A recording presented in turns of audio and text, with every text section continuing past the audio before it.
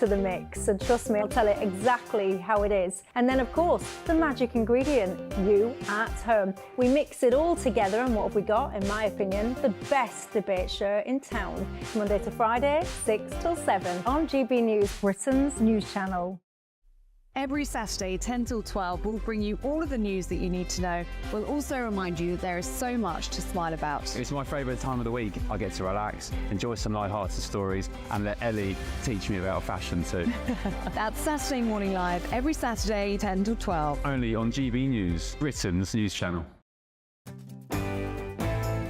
I'm Andrew Pearce. This is GB News, the People's Channel, Britain's news channel. We're GB News, and we come from a proud tradition of British journalism. That's why I'm so excited to be here. It's something so new. The first news channel to be launched in Britain in over 30 years. Launched to represent the views of the British people. To go where other broadcasters refuse to go. How did you find out about the story in the first place? Launched with one aim. To be the fearless champion of Britain. It's an absolutely fantastic atmosphere here. This is GB News. The People's Channel. GB News, Britain's news channel. Weekdays on GB News. Wake up to breakfast every day from 6 a.m. Followed by Britain's Newsroom at 9:30. At noon, it's Good Afternoon Britain. Followed by Martin Daubney from 3 p.m. Only on GB News, the People's Channel, Britain's news channel. I'm Ellie Costello, and thank you so much for joining us here on GB News, the People's Channel, Britain's news channel. Are the newspapers getting you down? My wife didn't divorce me that month. Struggling to separate the wheat from the chaff? I know that it's a bit of a circus at the best of times. Well, don't worry. Headliners has got you covered. We'll take the burden of reading the day's news, and if we get depressed, who cares? It's an occupational hazard, frankly. That's Headliners on GB News from 11 p.m. till midnight, and the following morning, 5 till 6 a.m. on GB News, the comedy channel. Nah, just kidding. Britain's news channel. I'm Christopher Hope. This is GB News, Britain's election channel. We're proud to be GB News, the People's Channel, and as you know, we always love to hear your views. Now, there's a new way of getting in touch with us at gbnews.com/your-say. By commenting, you can be part of a live conversation and join our GB News community. You can even talk to me, Bev Turner, or any of the members of the GB News family.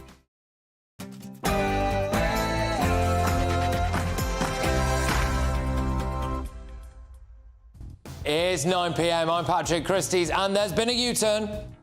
She's free to go forward as a Labour candidate. The whip is back with her. It's been restored. And a gaffe. There are some reports this morning suggesting that you flew here on a private jet. Is that true? The SNP aren't happy.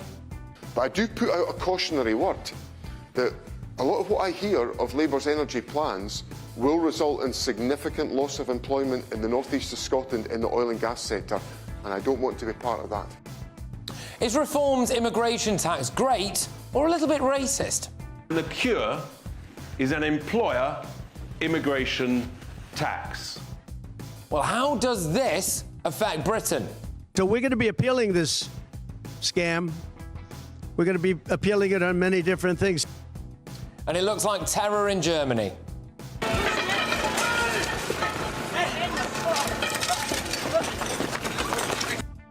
But the big noise tonight is all about this. I have a huge general election exclusive to bring to you.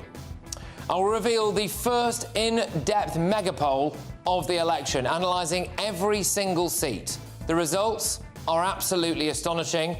It will be leading the news agenda over the weekend, so you will get it here first, and you will get it here in a matter of minutes. On my panel tonight, it is the wonderful columnist Harriet Sargent, no relation to political hack John Sargent, and Apprentice finalist and entrepreneur Joanna Jarju. Oh, and can you guess what happens next here?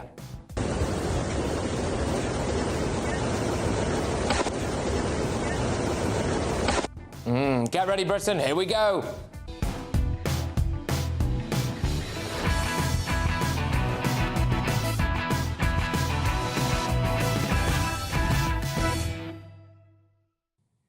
Absolutely bombshell polling data, the likes of which we have quite literally never seen before. Next.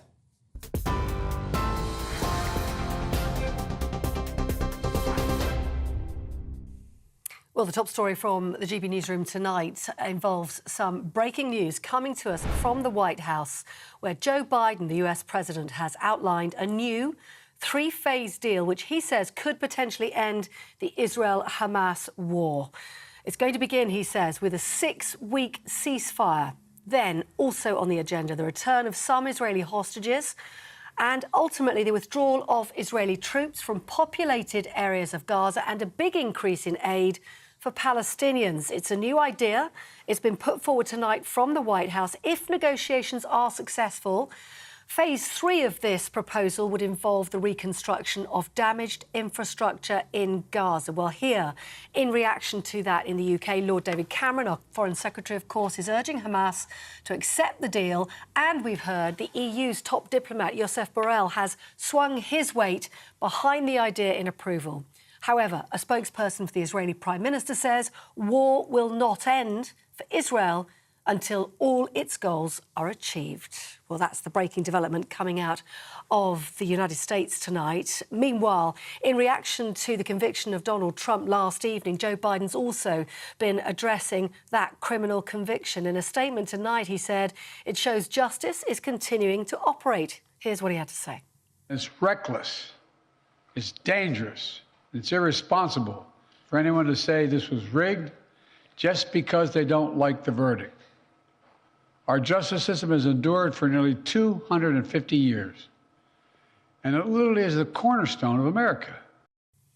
Well, before that, Donald Trump said he would appeal against his conviction, claiming the legal process was very unfair, and he accused Joe Biden's administration of rigging it as well. He was found guilty, of course, on all 34 counts last night in the Manhattan courtroom. However, it doesn't appear to have deterred his supporters, including Reform UK's Nigel Farage, also a presenter on this channel, who says donations to the Republicans' campaign have now increased. In a speech at Trump Tower earlier on this afternoon, Donald Trump said he'd simply paid a legal expense and hadn't falsified business records. I'm doing something for this country, and I'm doing something for our Constitution. It's very important, far beyond me. And this can't be allowed to happen to other presidents. It should never be allowed to happen in the future. But this is far beyond me. This is bigger than Trump. This is bigger than me. This is bigger than my presidency. Well, for news here in the UK now, and regarding the election, Sir Keir Starmer, the leader of the Labour Party, has given the green light for veteran Labour MP Diane Abbott to stand as a Labour candidate in the general election in July. It's after the MP was suspended over comments she made suggesting that Jewish, Irish and traveller people experience prejudice but not racism. For days, the Labour leader had declined to confirm whether Miss Abbott would be able to defend her seat in July. But this afternoon, Sir Keir confirmed she can stand. Labour and a vote for Labour is a chance to end that chaos, to turn a page, to change for the better of the country, to change our NHS, to change our public services, to make sure our economy is stable, to make sure our communities are cared for, and to move forward and rebuild our country. That is the choice. I accept not a single vote has been cast. I'm humble about this, and I know every vote must be earned. But the power now, under our democracy, is with the voters. Sir Keir Starmer. Just before I go, a little bit of sporting news for you. Scotland have kicked off moments just before their Women's Euro 2025 qualifier against Israel after a delay of over half an hour. Despite the match being held behind closed doors, one protester did manage to get inside Hampden Park, chain himself to one of the goals. But that match now underway. England also playing tonight in their top-of-the-table clash with France. We'll let you know the results of those games later on in the evening. That's the news. For the latest stories, do sign up to GB News Alerts. Scan that QR code on your screen or go to gbnews.com/alerts.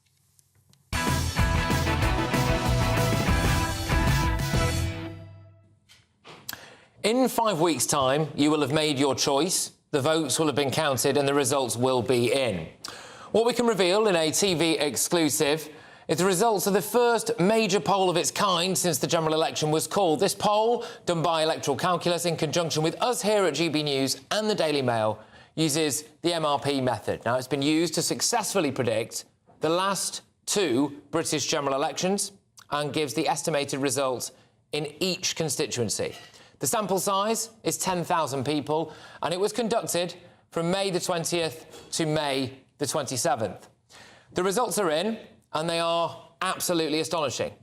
The number of seats predicted to be won by each party at the general election are as follows. Labour, 493. The Conservatives, 72.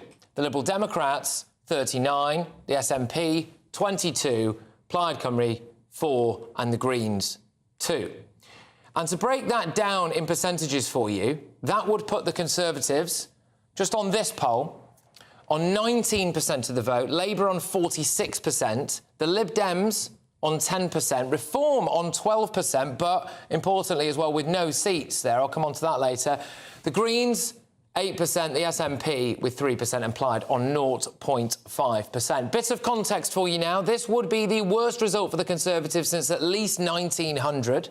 This forecast would mean a larger Labour majority than Tony Blair's landslide in 1997, and it will be the largest win by any party in modern parliamentary history except for 1931. But here is another astonishing revelation. Here are the 18 Conservative cabinet members who would lose their seats. Oliver Dowden, the Deputy PM, James Cleverly, Grant Shapps, Penny Mordaunt. We've also got Kemi Badenoch, Claire Coutinho, Mel Stride. There's Gillian Keegan, Mark Harper, David Davies and Victoria Prentice. Esther McVeigh, Andrew Mitchell and Johnny Mercer, they would all go to Labour, by the way. Alex Chalk and Michael Tomlinson would apparently both lose to the Liberal Democrats. Alistair Jack would lose to the SNP and Simon Hart to Plaid Cymru. Another big name would be Sir Jacob Rees-Mogg. Apparently he would go as well. Now, a lot can change in politics. There are weeks to go in this election campaign, and that poll was concluded on May the 27th. But those results are stark. I'm joined now by the man behind the poll. It's the founder and CEO of Electoral Calculus, Martin Baxter. Martin, thank you very, very much for joining us here on Patrick Christys Tonight. Those results are absolutely astonishing. Can you shed some more light on them for us, please? Good evening, Patrick. Yes, indeed. These are disappointing results for the Conservatives and very pleasing results for Labour. And you made a very important comparison with Tony Blair's landslide victory in 1997, where he got a majority of 179 seats. But he enjoyed a lead in the polls of about 13%. And Labour have been seeing a poll lead of consistently above 20% for the last few months and in the campaign so far. And just in simple terms, 20% is bigger than 13%. So Keir Starmer's Labour Party is doing better than Tony Blair did in 1997, and it's very reasonable that that's going to translate into a bigger majority. And that's what our MRP poll is showing by translating the votes nationally and locally into actual seat predictions. We see that the Conservatives could well win fewer than 100 seats, which would be almost unprecedented, I think, in modern times. No, indeed. The Liberal Democrats could do quite well, and also the results that I read out there did not factor in tactical voting. Could you just expand on that a little bit for us as well, please? That's right, yes. Our poll, which I should say was also conducted jointly with Find Out Now, another pollster, we asked a lot of questions of our big 10,000 sample about tactical voting. And that makes a difference, though it's maybe not as big as people think, partly because some people have already decided to vote tactically, and also because there's a lot of confusion between voters. We've had the change to the seat boundaries are coming into force at this election, and also there's such a difference between the previous election result and the likely election result now is that voters are a bit confused whom to vote for tactically. But we've listened to what they said and tried to work out what they were going to do. And one small crumb of comfort for the Conservatives is that tactical voting looks likely to cost Labour more seats than the Conservatives. The Conservatives might lose about 6 seats from tactical voting, and Labour could lose 15 or 20. So the main gainers from tactical voting will be Liberal Democrats, where they can convince people that they are the challenger to the Conservatives. One less good thing for the Conservatives we saw is that on the right of centre, there's little appetite to vote tactically between Conservative supporters and Reform supporters, Reform UK supporters, they don't seem to trust each other as much as, say, Liberal and Liberal Democrat supporters trust the other party. Yes, no, indeed. And could you just quickly for us try to break it down through regions? So, what's the Red Wall looking like? What's the South East looking like? What's Scotland looking like, please? So, yeah, absolutely. In the North and the Midlands, Labour looks set to win a lot of seats, and Conservatives will be quite thin on the ground there. But Labour's also making inroads into the south and the southeast of England, traditionally areas where they've not done terribly well at all, but they are looking to make big gains in some, even some quite unlikely seats. Scotland is a different a story with different dynamics. There, the story is very much that the SNP are down from the immensely strong peaks that they had in previous general elections and look set to lose seats mostly to Labour.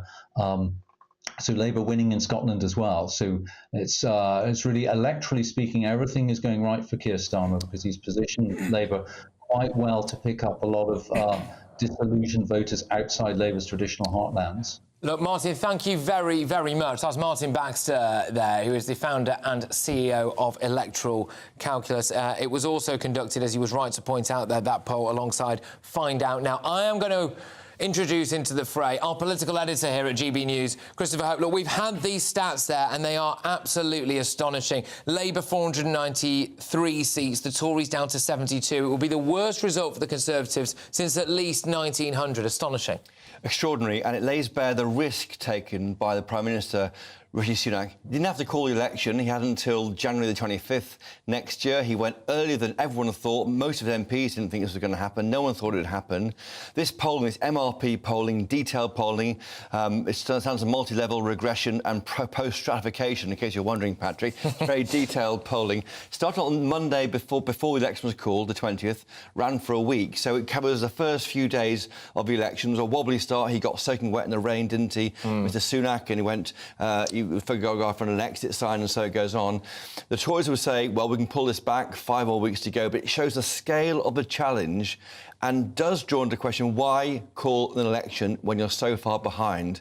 Again, he's gambled his entire reputation on this election, and it shows the challenge he's facing, the scale of this poll. But also the roles under this poll of 18 cabinet members. Yep. Absolutely astonishing. You've got the likes of Oliver Dowden, you've got James Cleverly, you've got Grant Shapps, Penny Mordaunt, Esther McVeigh. I mean, there's a load of these. Gillian Keegan, just to rattle off a few of the people. What that means, Patrick, is assuming that Mr Sunak, were he to lose the election, stands down as leader, which he probably should do or would do, you're left with Jeremy Hunt, Vicky Atkins, Tom Tugendhat, Steve Bartley and Michelle Donnellan as the only cabinet ministers left who could fight for leadership. It shows a scale. It will completely redraw who we think might be leader of this party after a rout in the election. And look at those numbers on reform. 0 MPs for 12% of the vote. That's third biggest party in the election. Lib Dems, unbelievably, 10% of the polls, and yet 59 or 39 MPs, depending on tactical voting. That will fuel the anger that Nigel Farage has felt since 2015, when you got millions of votes and was left with 1 MP, or maybe 2 MPs, and the SNP, in contrast, got dozens of MPs with fewer votes. He won't forget that, and here's a case in point for some degree of political reform for minor parties. I think it's really worth just repeating that point, that this poll would have reform on 12% of the vote with no seats. Correct. No seats. And it's just a poll. Were Rishi Sunak in your studio now, in my place, he'd be saying to you, the only poll that matters is the 4th of July. But this matters because it's a very detailed 10,000-strong poll and an attempt to forecast the result of the election, the first one of the campaign. A lot of work to do for the Tory party, and all is not lost, but Labour is sitting pretty. Absolutely. Look, Christopher, thank you very, very much, as ever, not just for this, but for all the work you've been doing for us so far here at GB News in this election campaign. You've got a long way to go. So does the election. All right, well, look, I will whiz us on over now to my wonderful panel this evening. I am joined to dissect these results by Harriet Sargent, John Sargent and Joanna Jarju. Harriet, I will start with you. Absolutely astonishing numbers here. I'm hoping we can just show these graphs again at some point. Labour on 493%, 493 seats even. The Tories on 72 seats, the Lib Dems 39, Reform on 0 seats, despite potentially getting 12% of the vote. What does Rishi Sunak do about this now, Harriet? Well, my view is that 72 seats is too much. I want the Conservatives absolutely decimated. I want like 10 seats at the moment. I wanted the kind of catastrophe that overcame the Conservative Party in Canada in 1993, when out of 167 seats, they were left with just 2. Because from that, I think, is the only chance we have for democracy of having a kind of reasonable right-of-centre party emerge and offer real choice to the voters, which at the moment they're not getting. Look, John, what does Rishi Sunak do now? Does he have to just be more radical? Does he have to start announcing all sorts of things? He's scrapping inheritance tax, all of that. How does he come back from this if these polls are correct? Well, it's extremely difficult, and one of the main problems is that everyone on that side, the optimists, were hoping that the polls might narrow, but at least he would get some momentum for making the bold step forward. But what we now know, and this is quite definitive, I think, is the bold step forward of the early election has not worked. And for it to work, you need, first of all, to make sure the momentum is there, which it's not. The other problem, which is peculiar to this election, is that although Reform won't get any more seats, their vote, according to the running polls, is actually slightly up now, only slightly up. But what it means is the key argument that the Conservative leadership had, which was don't bother to vote Reform because you'll only let in Labour. Now, what this poll does, and it says it in the clearest possible terms to people who are Reform supporters, is stay with Reform. And the poll experts who you've just been talking about have been saying how there's little chance. There's less chance than expected of them to vote tactically. The other point is, under our system, it does help a party enormously if they have regional powerhouses, regional areas where they're doing well. And that's why the Lib Dems, although they're polling less than Reform, are going to do better in this poll. So you see the whole ghastly picture for the Conservatives. It's more ghastly than they could have hoped. I'll reiterate again, this poll is the first mega poll of the general election so far. 493 seats for Labour. It would be a larger Labour victory than Tony Blair's landslide in 1997. It would be the largest win by any party in modern parliamentary history, except for 1931. 18 members of that current Conservative cabinet would go, and some prominent members outside it as well, the likes of Sir Jacob Rees-Mogg. Joanna, the only hope for Rishi Sunak now is surely some kind of Labour implosion, isn't it? Yeah, and I mean, the chances of that clearly, I mean, I know that Labour have gone through their thing this week, but nowhere near anything that the Conservatives have gone through kind of consistently. And I think that that's the problem with the Conservatives. Even though they've called this election, it's almost as if they're just addicted to attracting scandal or things going wrong. And I think that even if it's something that it isn't specifically the Conservatives' fault, just people looking around, reading the newspapers, things that actually naturally annoy people and show them the position that the country's in, whether it's to do with South West Water saying, boil your water, whether it's to do with other scandals. I think people equate that with the whole idea that the country's broken and change needs to come. So I think that obviously is always going to help kind of encourage people to vote against. And let me just leave these percentages on the screen for 1 second. So this is important, all right? So we've had the number of seats that will be predicted under this poll. I've told those to you a few times, but this will be the percentage, the predicted percentage of that vote. Labour on 46%, the Tories down on 19%. Now, this is another interesting dimension.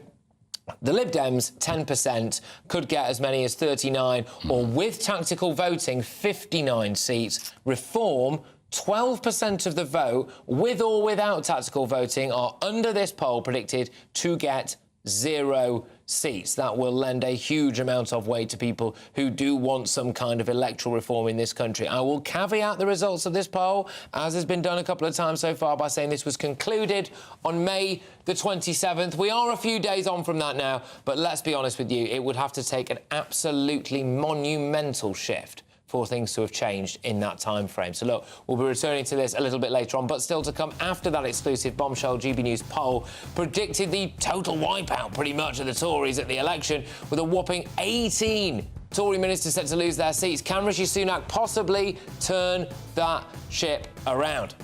Your support, this is the election that we're going to win. Well, I will get Conservative Party candidate Tobias Ellwood's reaction to that shocking new poll when he joins me, and that's next. Stay tuned.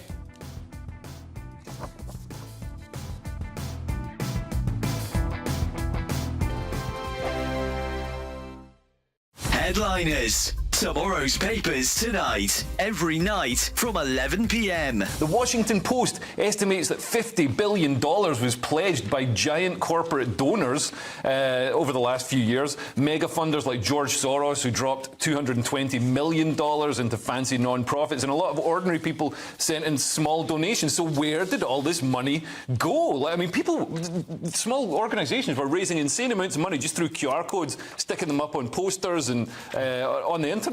On social media, and getting huge amounts of money. Where did it go? Well, we can see that quite a lot of it got spent on fun stuff for the organisers. So, I mean, Patrisse Cullors, the founder of Black Lives Matter, was we know that she bought, or Black Lives Matter on her behalf bought this luxury villa. That she's like, oh, we're going to use it for community workshops or whatever. Yeah, that and living in, and also her brother's business got paid, nearly $1 million. Security. And her baby daddy got paid nearly $1 million to provide creative consultancy services. I'm thinking about, as you said at the top here, finally journalists are looking into this, and it's ridiculous that this amount of money hasn't really been explored, because when they did say, hey, what have you done with this money, of course what she said was basically, you're being massively racist, how dare you. You're racist, look over there. Yeah, essentially, and then some people went, oh, okay, yeah, sorry, we didn't mean to question you. So the figures that have been raised are astounding, and yeah, as some of the stuff is just mental, like, and multi-million-pound homes, dollar homes. But it's good, so the money got spent on having fun instead of, like, it would have just been like annoying community projects to create more racism. Yeah. What they're really not ready for, the media, lives. they're still calling it a killing of George Floyd. Many people think he died of an OD. That's the next level they're not ready for. The People's Channel. Join me, Camila Tominey, every Sunday at 9:30 when I'll be interviewing the key players in British politics and taking them to task. This report basically says that he's not fit to stand trial. With an upcoming election looming over Westminster, now is the time for clear, honest answers. I agree. And that's precisely what I'll get. Is he indecisive? Incompetent? That's the Camila Tominey Show at 9:30 every Sunday on GB News, the People's Channel, Britain's election channel. We're GB News, and we come from a proud tradition of British journalism. That's why I'm so excited to be here. It's something so new. The first news channel to be launched in Britain in over 30 years. Launched to represent the views of the British people. To go where other broadcasters refuse to go. How did you find out about the story in the first place? Launched with one aim. To be the fearless champion of Britain. It's an absolutely fantastic atmosphere here. This is GB News. The People's Channel. GB News, Britain's news channel. GB News is Britain's election channel. And when the big stories break, we're tackling them on Britain's Newsroom. When we disagree, and we disagree a lot, it's even livelier than normal. We don't disagree that much. We do. His comedy, though, is revolting. I knew her, unlike you. That explains Beverly Turner's temperament. It's a bit frosty in here, isn't it? He'll have one of me one day. For dartball practice. Britain's Newsroom on GB News. Weekdays, 9:30 a.m. GB News, the People's Channel, Britain's news channel.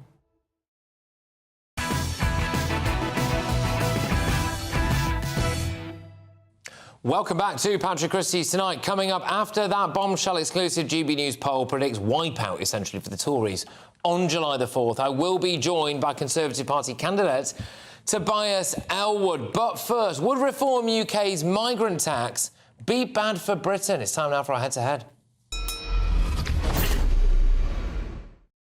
So, yesterday, Reform UK leader Richard Tighe set out his party's bold new immigration policy with plans to tax businesses that employ foreign workers. The British economy, our great economy, it has a deadly, deadly addiction. That's the harsh truth. It's the drug of cheap overseas labour.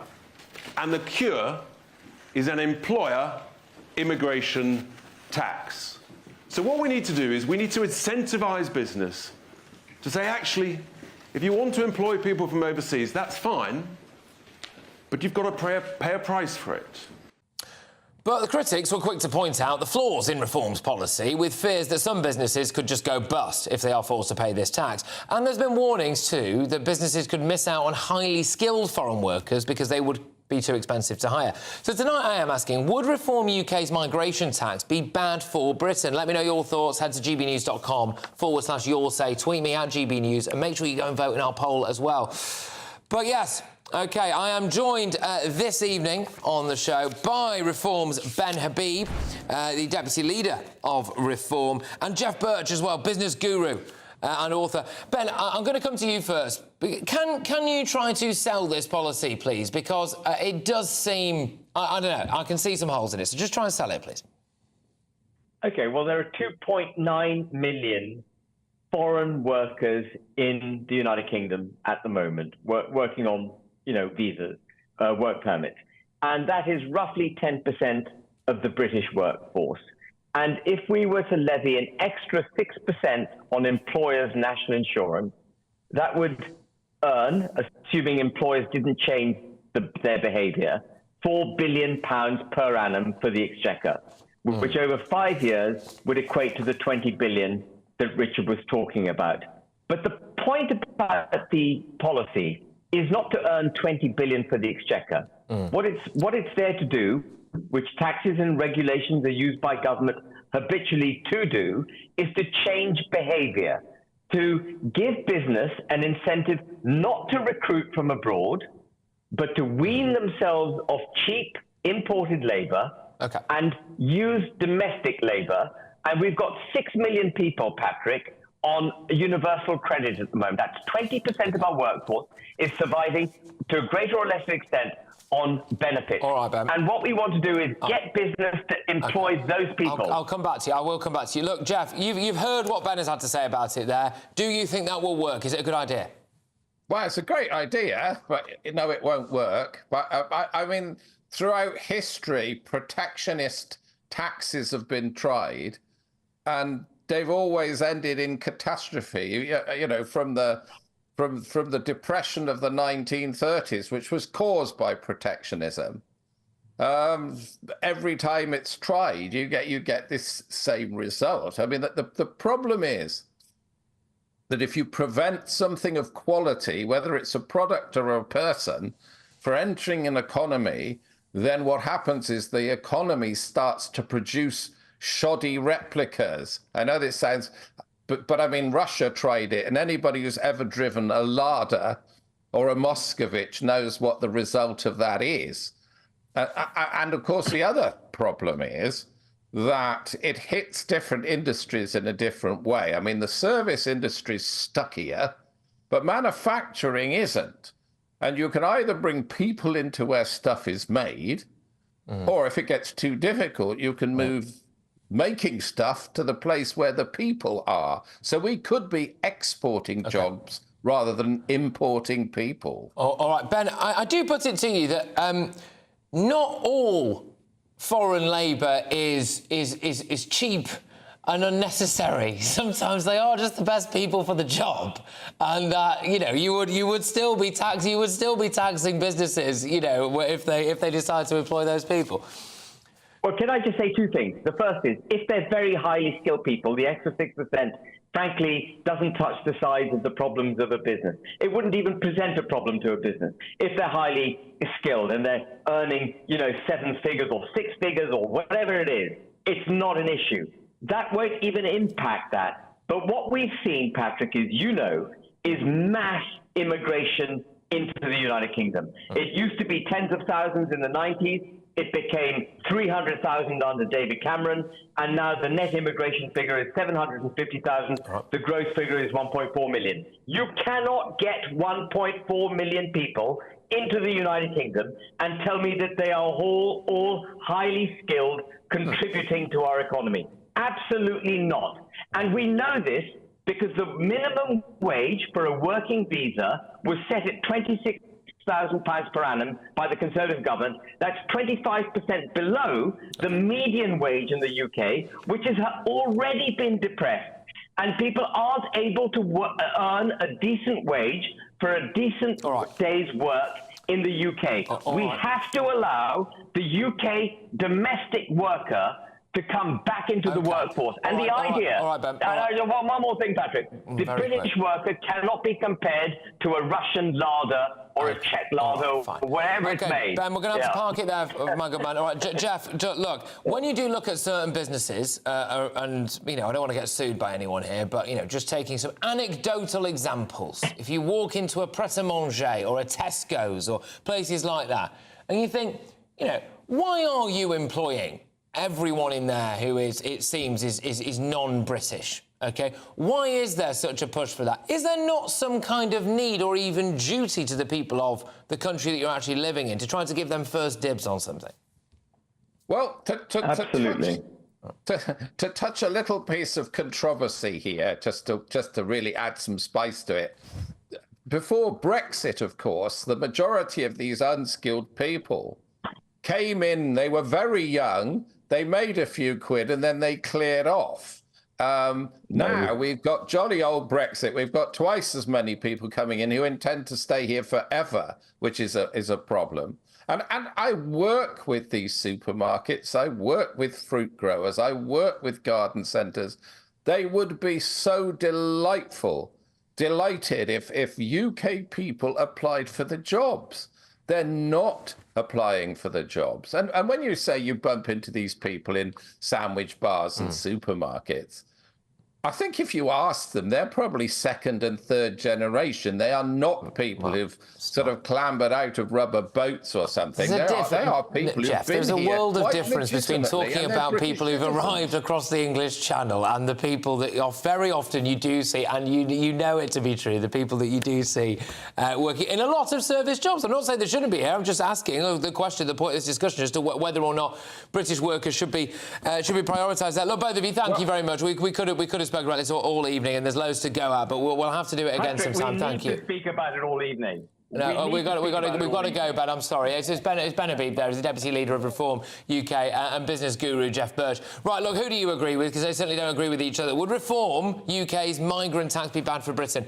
23% of you think that it would be bad. 77% of you say it wouldn't. So there we go. Coming up, he's made history as the first former serving US president to be convicted of a crime, but Donald Trump certainly won't go down without a fight. We're going to be appealing this scam. We're going to be appealing it on many different things. OK, so with the very real prospect that Trump could be the first US president to serve from a jail cell, should the UK work with a convicted criminal? I am joined by the former aide to Ronald Reagan. It's Mary Jo Jacoby. But next, an exclusive GB News poll has revealed a predicted mass wipeout for the Tories on July the 4th. Rishi Sunak doesn't seem too bothered, though. Your support, this is the election that we're going to win. Is it too late for him? Is it too late to turn things around? I am joined by Conservative Party candidate Tobias Ellwood, and if you are just joining us, I will review the results of that bombshell poll. It's next. Hello, very good evening to you. Here's your latest GB News weather update brought to you by the Met Office. There will be a bit of rain around at times this weekend and also some cloud, but for many, a decent amount of fine, dry and sunny weather because of an area of high pressure that's building in from the west. Any rain that we saw today across the southeast, that's now clearing away, so a dry picture here. However, we are going to see some cloud pushing its way in from the east across eastern parts of England as we go through the night. Further north, some spots of rain across parts of Scotland, perhaps Northern Ireland too, but most places staying dry. Some clear skies, especially towards the west, under which temperatures will just about dip into single figures, perhaps a little bit lower than that across parts of Scotland, so a chilly start here for some.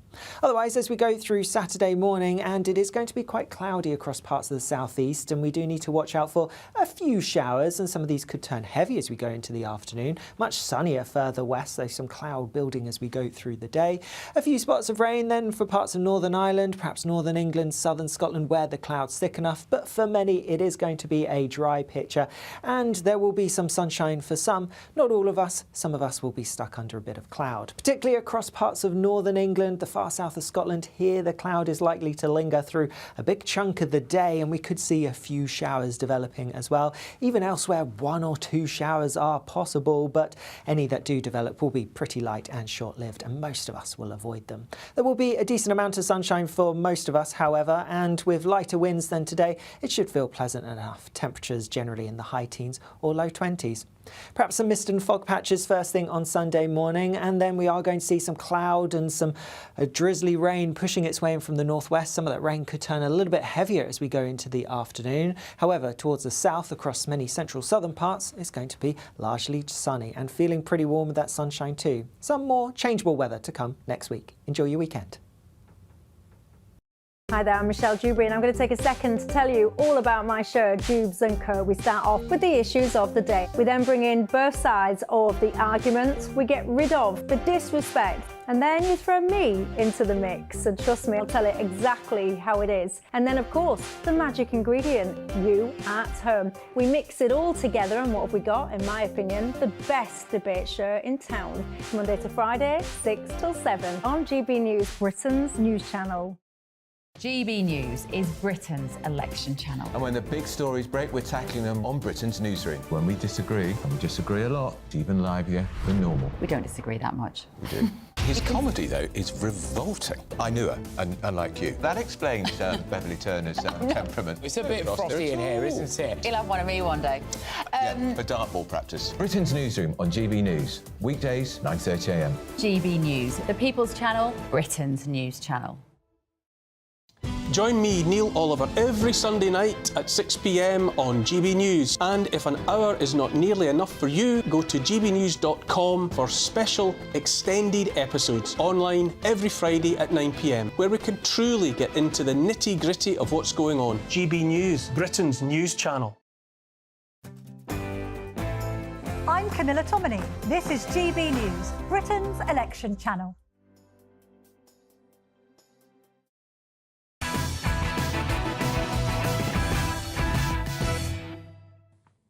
Welcome back to Patrick Christys Tonight. Now, as I revealed earlier, an exclusive poll for GB News and the Daily Mail has the Tories on track for essentially an election wipeout on the 4th of July.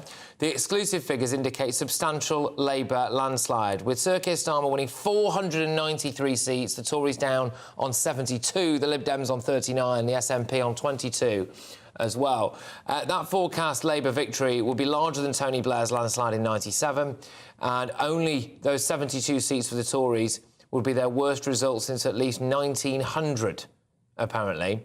There is also the percentages of voting intention as well, which has the Tories on 19%, Labour on 46%, the Lib Dems on 10%, but potentially with 39 seats. Reform on 12% with potentially no seats, by the way. The Greens there on 8 as well, and the SNP on 3. Let's cross over now to Conservative candidate Tobias Ellwood to get his hot take on this. Tobias, that must make for grim reading. I mean, you know, what do you do about that? How do you turn that around? Well, interestingly, good evening. It's interesting you didn't mention the number of people yet to make their mind up, the don't knows.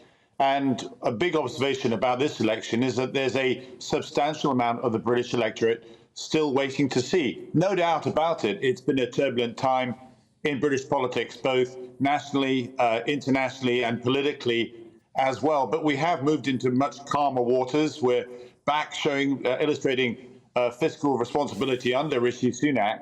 But we've still got to regain that trust with the British people. And it's that 20% of the electorate that have yet to make their minds up, that are not included in your polls, that can actually see things tighten completely.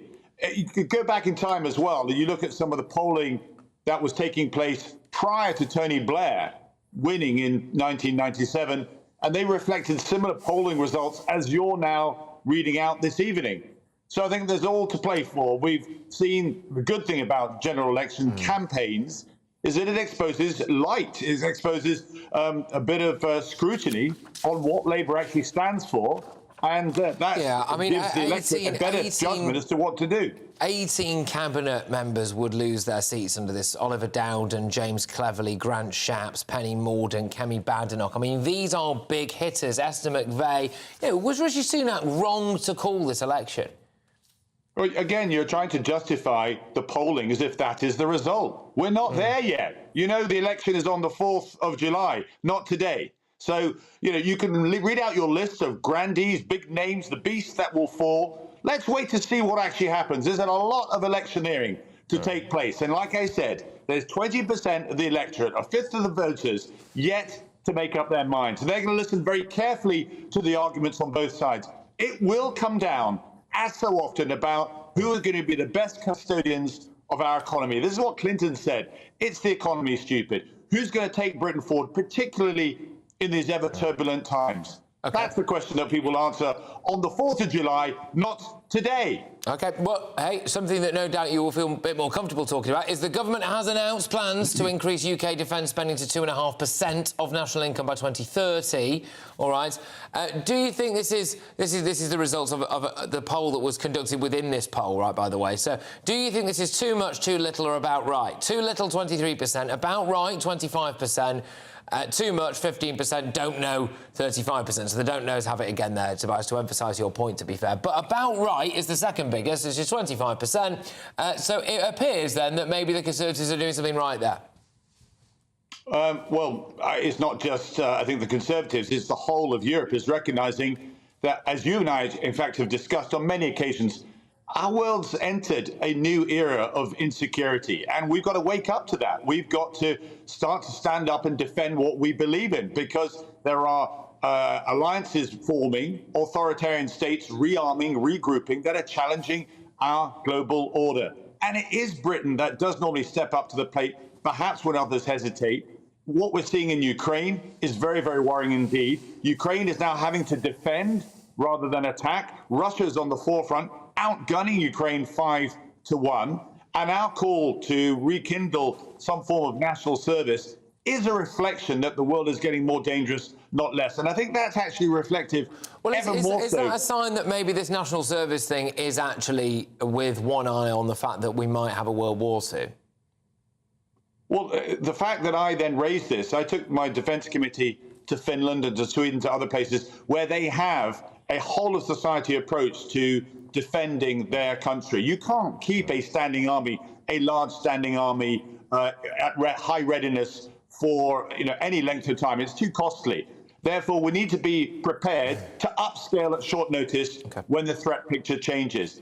That's what national service is all about. Now, it doesn't have to necessarily be with the military. It can be with other aspects of our services. Nonetheless, it's us preparing for an ever-changing, ever more contested world, more polarized world. Look what's happening in America. They're retreating from the global stage. What's happening in Europe is that security situation is getting worse, and our security and our economy are symbiotically entwined. If one goes bad, so does the other. OK. Now, look, it was only on Monday that long-time LBC presenter Ian Dale announced his decision to quit the radio station and instead enter politics. Now, this isn't a moment I saw coming until just a few days ago, but I need to let you know that this will be my last show on LBC for the foreseeable future. You know how much politics means to me, and if you've listened for any length of time, you know I've always had two ambitions in life. One was to be a radio presenter, and the other was to be an MP. But now I'm putting my hat in the ring again to be a candidate at the general election.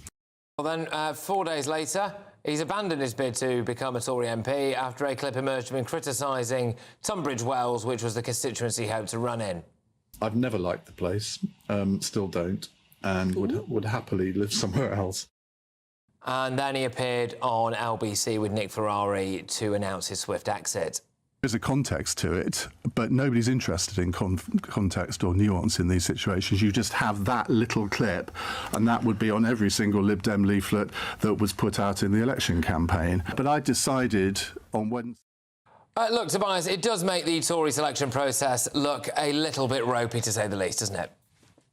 No, not at all. I just think it's actually a reflection of the state of politics today. We want good people to step forward into politics. And Ian Dale is a good person, and he said something wrong, absolutely right, and he was caught out for it. He's put his hand up. But, we talk about Britain making the big decisions, getting our economy into the right place. When we talk about Britain moving in the right place, that we're talking about government. And if we're talking about government, we're talking about Parliament. If we're talking about Parliament, we're talking about parliamentarians. If we're talking about parliamentarians, we're talking about good British people stepping forward into the limelight, wanting to stand as candidates. And if the more we put people off, the more we over-scrutinise, the more we criticise those who step forward into public service, then we will not get the great and the good to enter politics, and that will be to the demise of Britain being able to play its role on the international stage and make wise domestic decisions.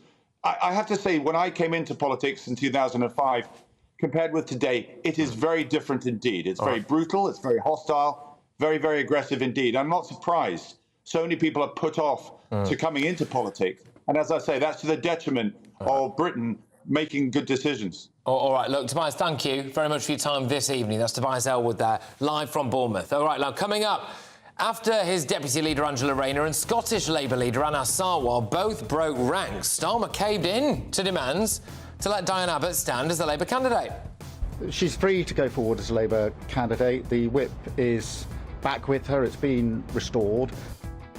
Well, is this not just another U-turn? Would he be at the mercy of the hard left? But next, he was found guilty on all 34 charges in his Stormy Daniels hush money trial, but Donald Trump is not going down without a fight. We're going to be appealing this scam. We're going to be appealing it on many different things. Will the UK work with a convicted criminal, or whether you think it's right or not, in the shape of Donald Trump if he is elected as president? Former aide to Ronald Reagan, Mary Jo Jacoby, joins me next. This is GB News, Britain's news channel. So the UK's most popular baby names have been revealed, with Noah and Olivia again topping the annual list. In at number 2 is Mohammed for boys. List is on the screen here. Number 3 for boys is George. Then it goes Olivia. Then it's Leo, Arthur, and so on. And for girls, so Olivia is number 1. Then Amelia, Isla, Ava, Lily, Ivy, Freya. There we go. Any of those names take your pick? Where's Dawn, by the way? Well, yeah, there's on the Telegraph website, right, there's a really good way linked into this where you can actually put your name into the search engine, and these are names from 2022, by the way, and it tells you how common your name was. And I did put Dawn in. It's never been that popular. Can't think why. And there were only 5 babies named Dawn in 2022. Really? That's surprising. It's not a full confession here, right? My middle name, Mum, I hate you, is Maureen. Why is everyone laughing? My middle name is Maureen, which is a good old-fashioned East End name, and that has completely died out. There were no babies named Maureen. Well, it's interesting, isn't it? Names like Keith, for example, Peter. Would you call a baby these days Keith or Ian? Baby Ian? Without a doubt. I feel like I'm in a persecuted minority, you see, because later on, when I'm watching the boxing with Terry, Steve, Mick, Phil and Kev, right, and Peter, there are no such names featuring in this list. We are dying out. Our names will soon be gone forever, and I feel victimised by it. Likewise, I should think we should start a campaign group and go on a protest march through London. Cans, what do you make about Mohammed being number 2 for boys' names? You know, I'm not going to comment on people. You know, they're going to call what they want to call. What I find interesting is people that do double barrel because they can't decide, and you know, a lot of people do that, and that's a bit difficult because I think you should just pick a name. You know. I'll tell you names that are falling down the list though: Harry and Meghan. Hi there, I'm Michelle Dewberry, and I'm going to take a second to tell you all about my show, Jubes & Co. We start off with the issues of the day. We then bring in both sides of the argument. We get rid of the disrespect, and then you throw me into the mix. And trust me, I'll tell it exactly how it is. And then, of course, the magic ingredient, you at home. We mix it all together, and what have we got? In my opinion, the best debate show in town. Monday to Friday, 6 till 7 on GB News, Britain's news channel. GB News is Britain's election channel. And when the big stories break, we're tackling them on Britain's Newsroom. When we disagree, and we disagree a lot, it's even livelier than normal. We don't disagree that much. We do. His comedy, though, is revolting. I knew her, unlike you. That explains Beverly Turner's temperament. It's a bit frothy in here, isn't it? He'll have one of me one day. For dartball practice. Britain's Newsroom on GB News. Weekdays, 9:30 a.m. GB News, the People's Channel, Britain's news channel.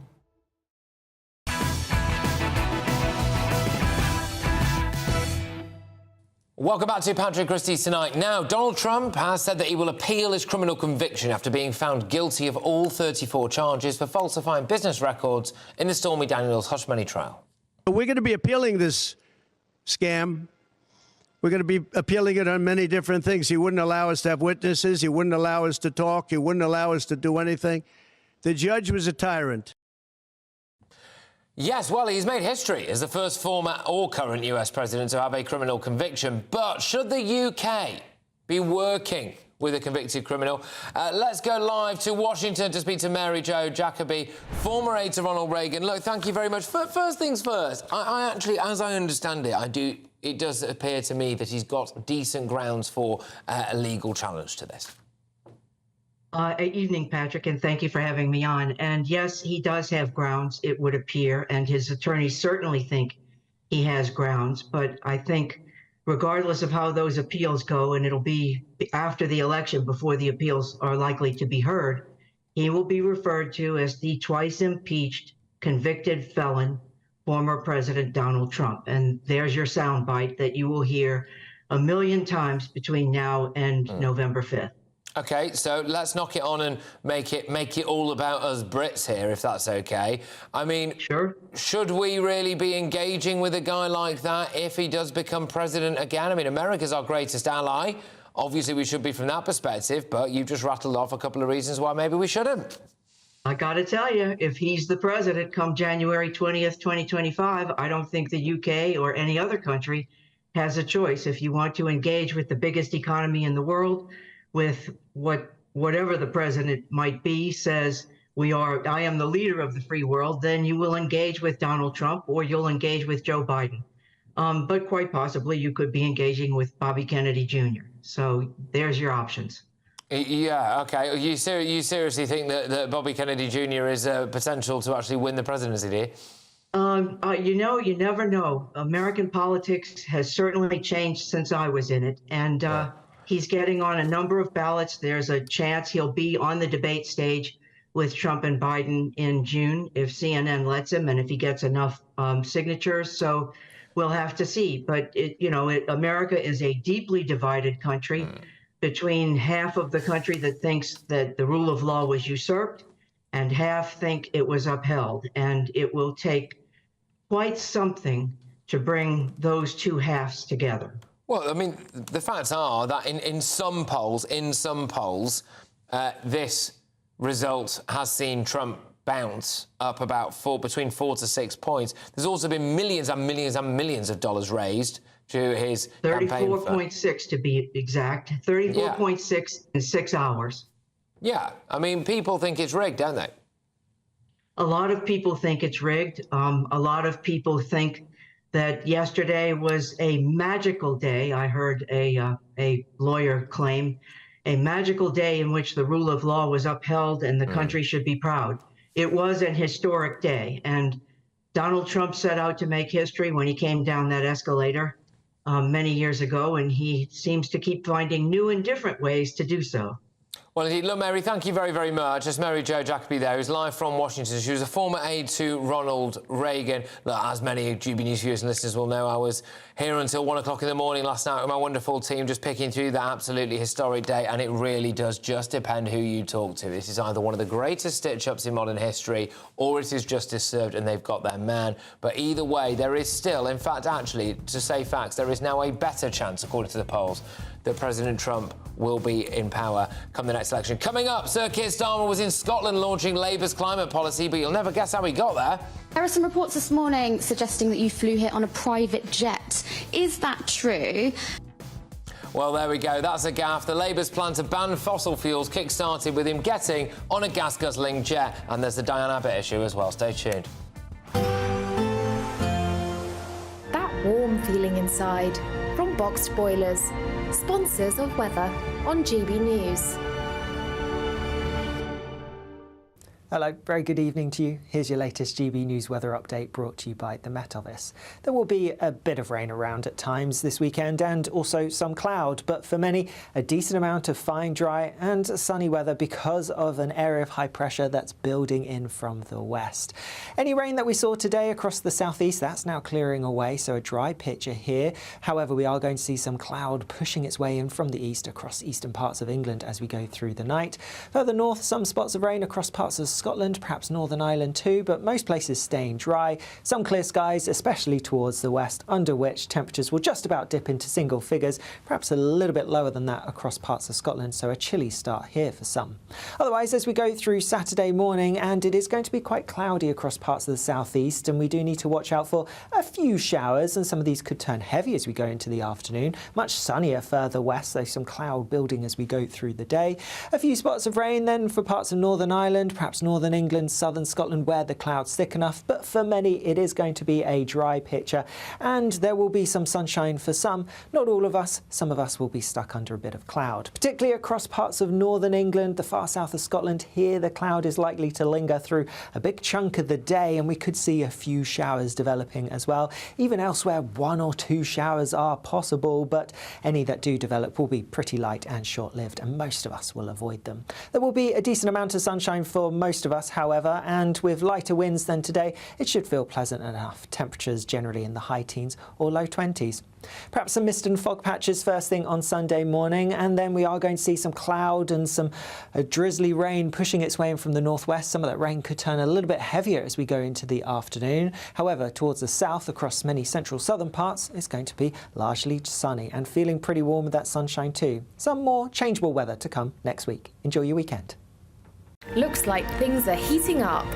Boxed boilers, sponsors of weather on GB News.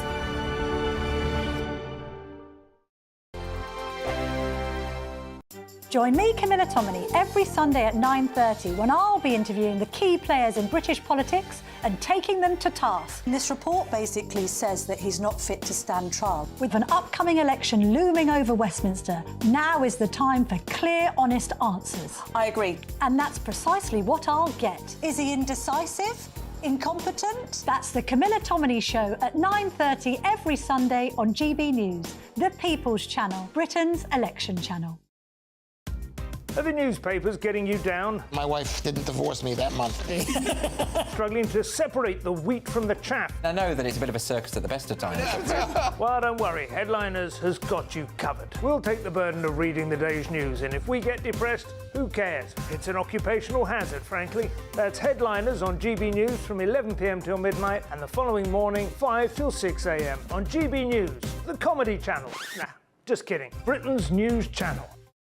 Hi there, I'm Michelle Dewberry, and I'm going to take a second to tell you all about my show, Jubes & Co. We start off with the issues of the day. We then bring in both sides of the argument. We get rid of the disrespect, and then you throw me into the mix. And trust me, I'll tell it exactly how it is. And then, of course, the magic ingredient, you at home. We mix it all together, and what have we got? In my opinion, the best debate show in town. Monday to Friday, 6 till 7 on GB News, Britain's news channel.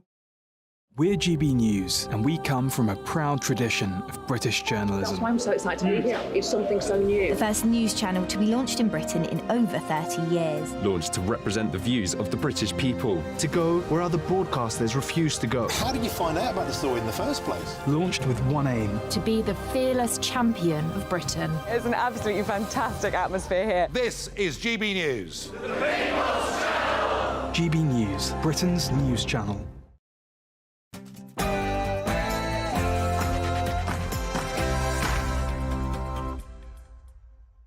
It's 10 p.m. I'm Patrick Christys. Tonight, there are some reports this morning suggesting that you flew here on a private jet. Is that true?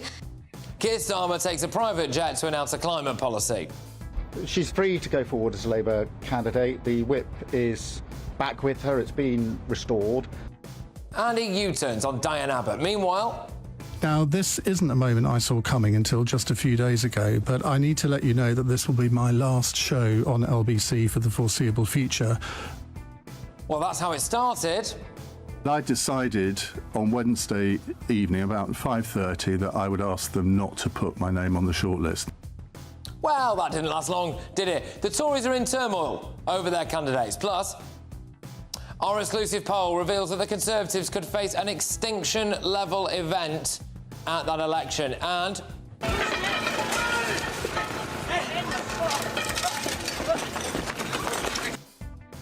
anti-Islam activists stabbed in a shocking attack. I will have all of the front pages with the wonderful columnist Harriet Sargent, no relation to political hack John Sargent, and Apprentice finalist and also entrepreneur Joanna Jarju. Oh yes, and what happens next here?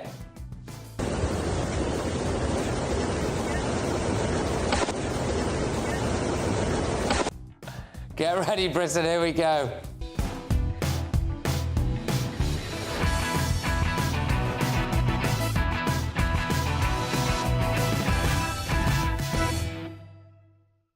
Is the far left tail wagging the Labour dog? Next.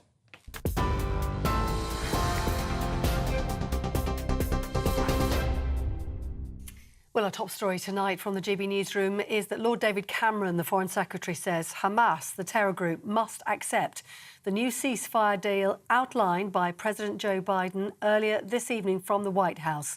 The US brokered proposal would begin with a 6-week ceasefire, the return of some Israeli hostages, the withdrawal of Israeli troops from populated areas of Gaza, and a big increase in aid for Palestinians. Well, Hamas has reacted to this new 3-phase roadmap, saying it is positive. But a spokesperson for the Israeli Prime Minister, Benjamin Netanyahu, says the war will not end until Israel's goals are achieved. Joe Biden, though, has said it's time for the war to end. It's time to begin this new stage.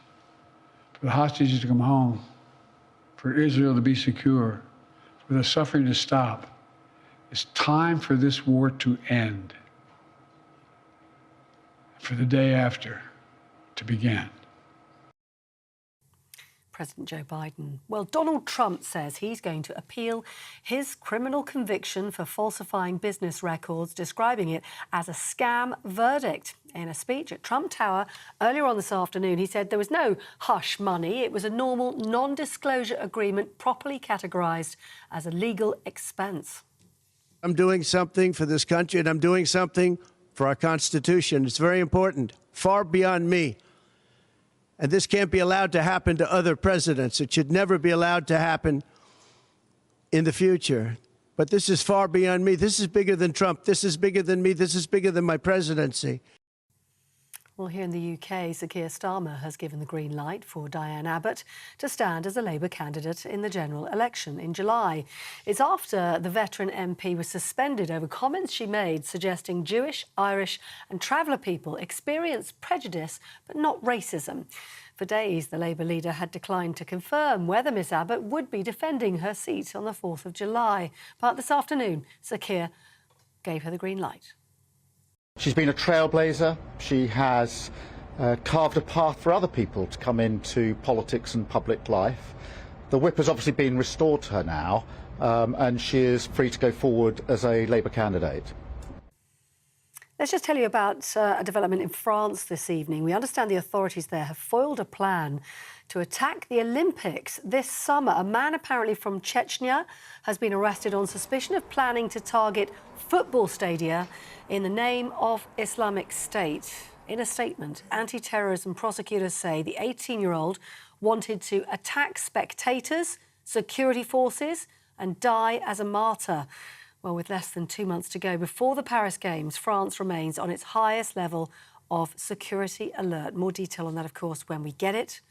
For the latest stories, you can always sign up to GB News alerts as well. Scan that QR code on your screen or go to gbnews.com/alerts.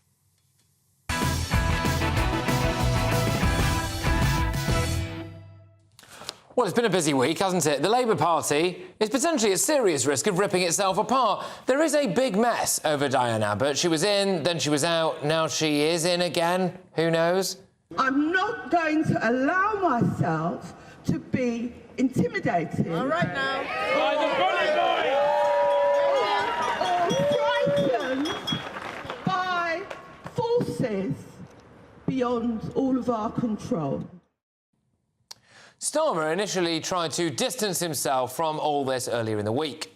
No, I've said repeatedly over the last 2 years as we've selected our candidates that I want the highest quality candidates. That's been the position for a very long time. The situation in relation to Diane Abbott is that no decision has been taken to bar her. And, you know, we have to remember that she was a trailblazer as an MP. She overcame incredible challenges to achieve what she's achieved in her political career. OK, so he was kind of washing his hands of it there, really. But then Deputy Leader Angela Rayner threw him under the bus. I don't think there's any reason why Diane can stand as a Labour MP.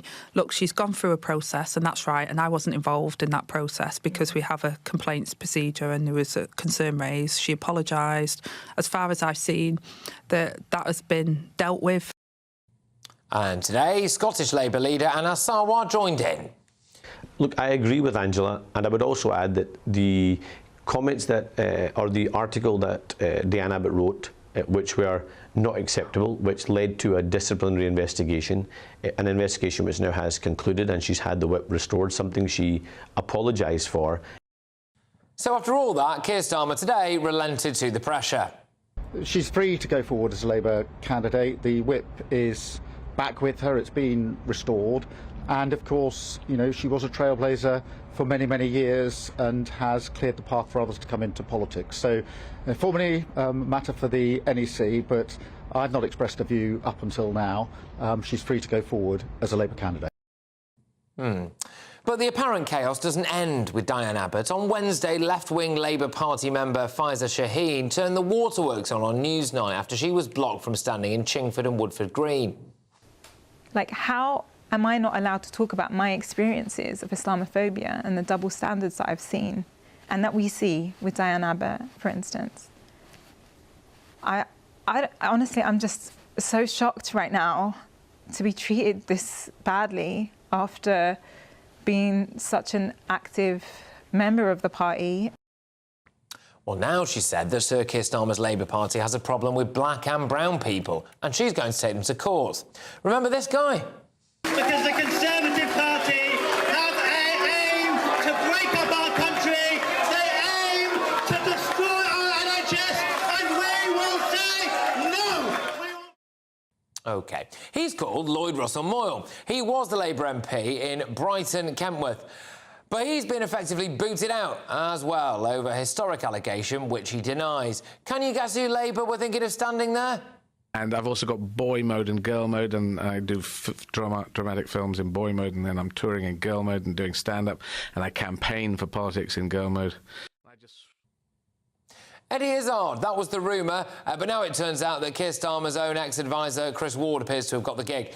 Which brings us on to the other aspect of the Labour turmoil, doesn't it? Because Starmer stands accused of purging the left and filling the seats with cronies, or at least certainly trying to anyway, like Georgia Gould, who is the leader of Camden Council, Sir Keir Starmer's own council, journalist Paul Waugh, who will have a bang on it in Rochdale. The other issue for Sir Keir is that he's trying to say that he's now centre-left.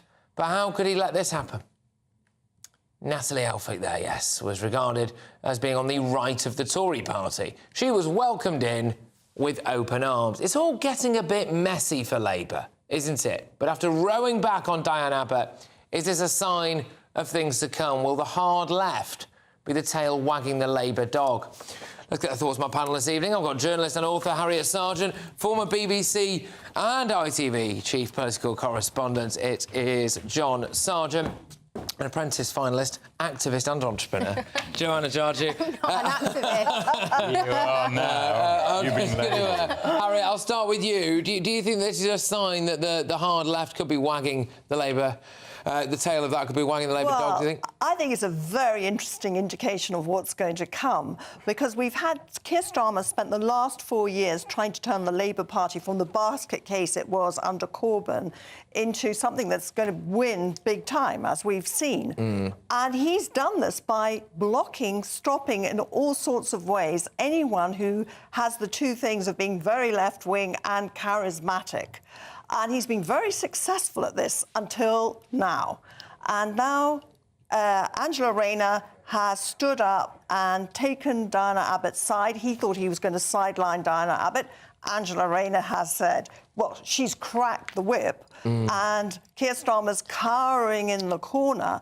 And the interesting thing is, though he's managed to block everybody else, he can't do this to Angela Rayner because as deputy, she is voted by the members. So much as he would love to sideline her, as he's done, he can't. And so we've now set up, I think we have just given what we are going to be seeing in the next 4 years. That's the fear. The Conservatives, John, are running today with the attack line that this is Angela Rayner's Labour Party, not really Keir Starmer. She's the one calling the shots. That's what the Tories are going at now, off Sure. this. No, well, they're right to do that. I mean, it's you won't get the Labour Party to exist without there being a left and right. I mean, that is just so much in the DNA of the Labour Party. You're not going to eradicate that however hard you might be. It's a question of how strong are the left, how strong are the right, how strong are the what some people are calling the stormtroopers. You know, can they really make sure that when they get into power, Starmer is the absolutely sort of strong person, and also wanting people with his interests and his talent. This always happens. It happens in the Conservative Party too. When you realise that you're going to have so many new MPs coming in, you say, well, hold on a moment, who are they going to be? And you say, oh, the little local parties will decide. Oh, no, they won't. Come on now, let's get some really talented people. Because for the first time in years, Labour can say to a really talented person, you know what? Within a couple of years, you could be in the Cabinet. You could be in the Cabinet, yeah. And people would believe it for the first time. Yeah. They'll believe it. So you've got squads of people who want to come in now. All right. Join the fray. John, I can't help but wonder if we might be missing something really in this discussion so far, which is that what Diane Abbott wrote was deemed to be anti-Semitic and racist.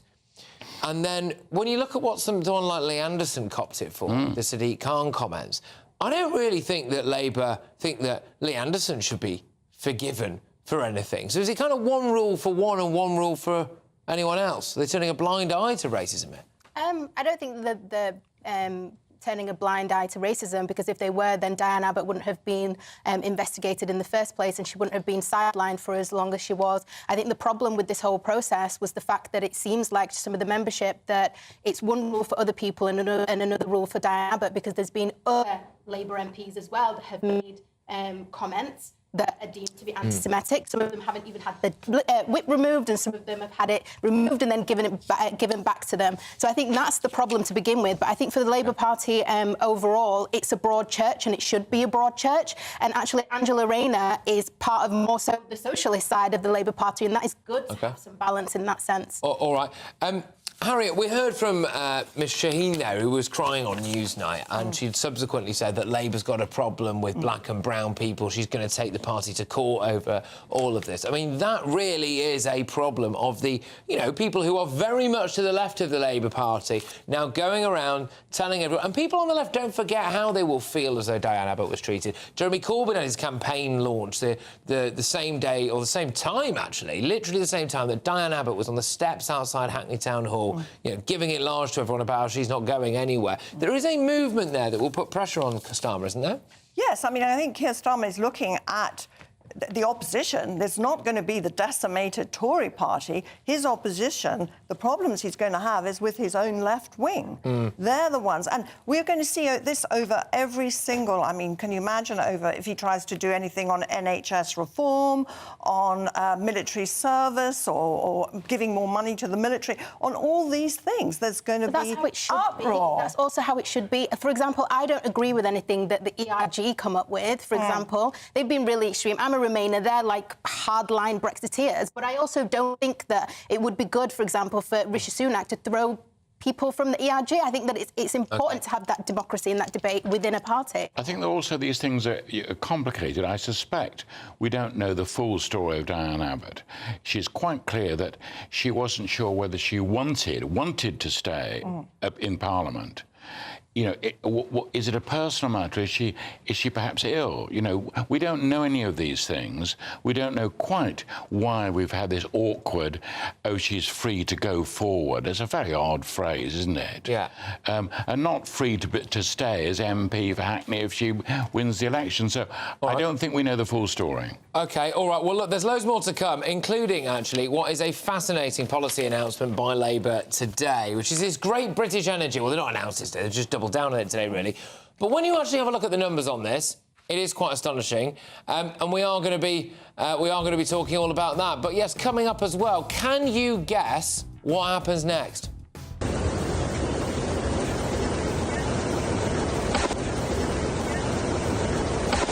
OK, I'll bring you a little bit more of that and all of tomorrow's newspaper front pages hot off the press. But first, as I was talking about, Keir Starmer took a private jet to Scotland today to launch Labour's flagship climate policy. Yep, you heard that right. But will his plans to ban fossil fuels from the UK's electricity grid by 2030 actually make you poorer? In fact, there's more to it than this. Does any of it add up? Patrick Christys tonight on GB News.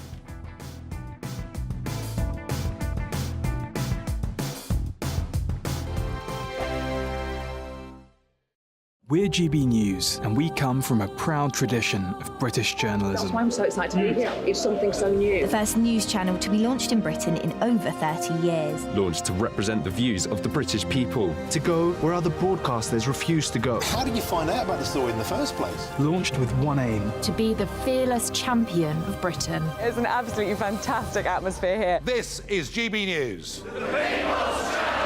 GB News, Britain's news channel. If you want your news to be straight talking, This is a nightmare for the Conservatives again. down to earth, It's not just Nottingham where this is happening, is it? and most importantly, honest, Hard-working, middle-class taxpayers, they'll get the book thrown at them. then catch me, Martin Daubney, Monday to Friday, 3 till 6 p.m. on GB News, Britain's news channel. Every Saturday, 10 till 12, we'll bring you all of the news that you need to know. We'll also remind you that there is so much to smile about. It's my favourite time of the week. I get to relax, enjoy some light-hearted stories, and let Ellie teach me about fashion too. That's Saturday Morning Live, every Saturday, 10 till 12. Only on GB News, Britain's news channel. This is GB News, Britain's news channel. So the UK's most popular baby names have been revealed, with Noah and Olivia again topping the annual list. In at number 2 is Mohammed for boys. List is on the screen here. Number 3 for boys is George. Then it goes Olivia. Then it's Leo, Arthur, and so on. And for girls, so Olivia is number 1. Then Amelia, Isla, Ava, Lily, Ivy, Freya. There we go. Any of those names take your pick? Where's Dawn, by the way? Well, yeah, there's on the Telegraph website, right, there's a really good way linked into this where you can actually put your name into the search engine, and these are names from 2022, by the way, and it tells you how common your name was. And I did put Dawn in, it's never been that popular. Can't think why.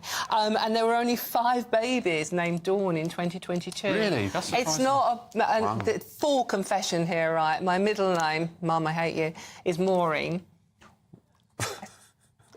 Why is everyone laughing? My middle name is Maureen, which is a good old-fashioned East End name, and that has completely died out. There were no babies named Maureen. Well, it's interesting, isn't it? Names like Keith, for example, Peter. Would you call a baby these days Keith or Ian? Baby Ian? Without a doubt. I feel like I'm in a persecuted minority, you see, because later on, when I'm watching the boxing with Terry, Steve, Mick, Phil and Kev, right, and Peter, there are no such names featuring in this list. We are dying out. Our names will soon be gone forever, and I feel victimised by it. Likewise, I should think we should start a campaign group and go on a protest march through London. Cans, what do you make about Mohammed being number 2 for boys' names? You know, I'm not going to comment on people. You know, they're going to call what they want to call. What I find interesting is people that do double barrel because they can't decide, and you know, a lot of people do that, and that's a bit difficult because I think you should just pick a name. You know.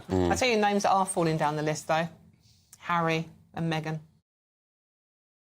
Join me, Neil Oliver, every Sunday night at 6 p.m. on GB News. And if an hour is not nearly enough for you, go to gbnews.com for special extended episodes online every Friday at 9 p.m, where we can truly get into the nitty-gritty of what's going on. GB News, Britain's news channel.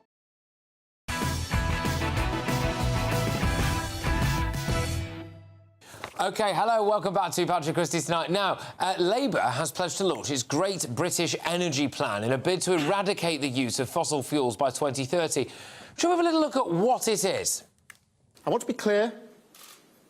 We're not turning off the taps for oil and gas. But the transition is coming. We can't stick our head in the stand. And as Ed said, renewables are cheaper. There's a massive prize here. Lower bills. Security, the next generation of jobs. So clean power is the best opportunity we've had in a generation. Yeah, there's a lot to unpack there, but the SNP certainly aren't happy with Starmer. But I do put out a cautionary word that a lot of what I hear of Labour's energy plans will result in significant loss of employment in the northeast of Scotland in the oil and gas sector, and I don't want to be part of that. And the press were quick to call out Starmer for his eyebrow-raising method of travel. There are some reports this morning suggesting that you flew here on a private jet. Is that true? Yes, we did use a private jet because we needed to get very quickly to Scotland. Right, OK, well... But were Labour quick to post a tweet poking fun at Rishi Sunak's preference for a helicopter or a private jet? Look at that. I mean, come on now. I'm joined by climate campaigner Ed Gemmell. Ed, look, I've got to start by saying a private jet to launch a climate policy is one of the most bonkers things I've seen. I completely agree with you, and we don't always agree on everything, Patrick, but on that one, we totally do. Why on earth, if you were going to launch something that is environmentally friendly and driving us towards net zero, would you get on a private jet and go there? I mean, really, couldn't he see what was coming? It does worry me about his judgment generally. Oh, really? Well, OK, so you're extending that out. You think that little mishap in itself... I mean, it's just so obvious. If he doesn't get how obvious that was, is he going to get it on everything else either? I worry about that. It's difficult to, I suppose, argue that there's a climate emergency while simultaneously... I mean, the line... So I spoke to a Labour from Banter earlier today who genuinely served this line up to me. He said, we had to use that because the Tories have ruined public transport so we couldn't get a train. I mean... So they're kind of almost lying about it as well, aren't they, I think? I mean, you know, just absolutely ridiculous. And if it came down to it, I mean, after all, they could have driven up, somebody could have driven him, he could have worked in the back of the car or had a sleep, and it would all been fine. All right, now let's just have a bit of a chat about the actual content of what he was doing after he'd flown there, of course. So Great British Energy, we heard a bit about it there. Now, I've got some concerns about it. So Offshore Energies UK, which is the industry's body, has said that Labour's plans could cost 42,000 jobs in the North Sea and apparently £26 billion in economic value. It is going to be funded largely through a windfall tax, but the big operators are already leaving the region, apparently, Shell, ExxonMobil. So it doesn't really seem to me that this is actually costed. Yeah, I mean, I think when we're looking at the costing of the whole thing, I mean, there was a report coming out about that, the 116 billion that was going to be spent on it. But in fact, the Conservatives anyway have an aim to get there in 2035. So there was going to be 104 billion spent by the Conservatives as well. So the gap isn't that big in terms of between the two parties and what we're trying to achieve. I do always worry when we go onto these ideas of losing lots of jobs and all that sort of thing. I mean, we are talking about an industry that's winding down. It's winding down, A, because we're going to net zero, but B, because there's less and less oil and gas to extract anyway. So that has got to be transitioned. You know, we've got to bite the bullet and get on with it anyway. We're effectively like a company that's running a production line that's losing us money. You know, we've got less sales going out than our costs, and then we're trying to extend the life of that production line, knowing the longer we do that, the less chance we're going to have to keep the company alive. Yeah, I get that, but they're kind of promising people jobs on the never, isn't it? It's saying the green revolution will lead to a load of jobs. OK, but those 42,000 people they know what job they do now, they don't know what job they're going to do in the future. Yeah, OK, so there's a communication issue, a strategy issue, and let's be honest, a plan issue. So what is the industrial plan? What's that overarching plan that's going to get you from one job to another? And that's what we aren't being given really by anybody in this coming general election. And I mean, Labour are more guilty of it when they're talking about GB Energy. They need to put it into context. If we can get ahead on net zero, if we can drive all those jobs and opportunity into this country, and GBN is just part of it, we can get ahead and have all of that stuff happening here. We have to be investing in the new things in a big way. The question is, does the public need to invest in it? Is it the taxpayers? So when I look at some of this now, the Department for Energy and Net Zero estimated that there will be £100 billion worth of private investment put towards the UK's energy transition by 2030. The National Grid announced last week that it plans to invest 31 billion quid on the UK's transition. SSE is investing 18 billion over the next 5 years. Scottish Power as well announced plans to invest £12 billion. So that's private. Why do we need a small state-owned company at the taxpayer's expense? Well, whether it's a small state-owned company or a large one, actually, to be honest with you, and whether that is the taxpayer's expense. I mean, that 8.3 billion, this is what they're saying, not necessarily what my policy would be. The Climate Party would do it very differently. But, I mean, in terms of what we're talking about, he's talking about 8.3 billion that he's going to get from windfall taxes, you know, on the fossil fuel companies, and then he's going to reinvest it. I do want to question that anyway, because under all these windfall taxes and all the taxes we do on fossil fuels, we gift it all back to them in tax rebates, which can go over 100% when they're drilling for oil in the North Sea. So in actual fact, I am really unsure if any of that money coming from the fossil fuel companies could ever be reapplied in this way. I don't think it could be. OK, I mean, Labour say that they want to do away with some of those tax incentives, but again, we are talking here about something that the finer details of it, like this detail, which again is another important aspect to this. Are they going to be, and this, I don't expect you to know the answer to this, my point is that I don't think anybody does, right?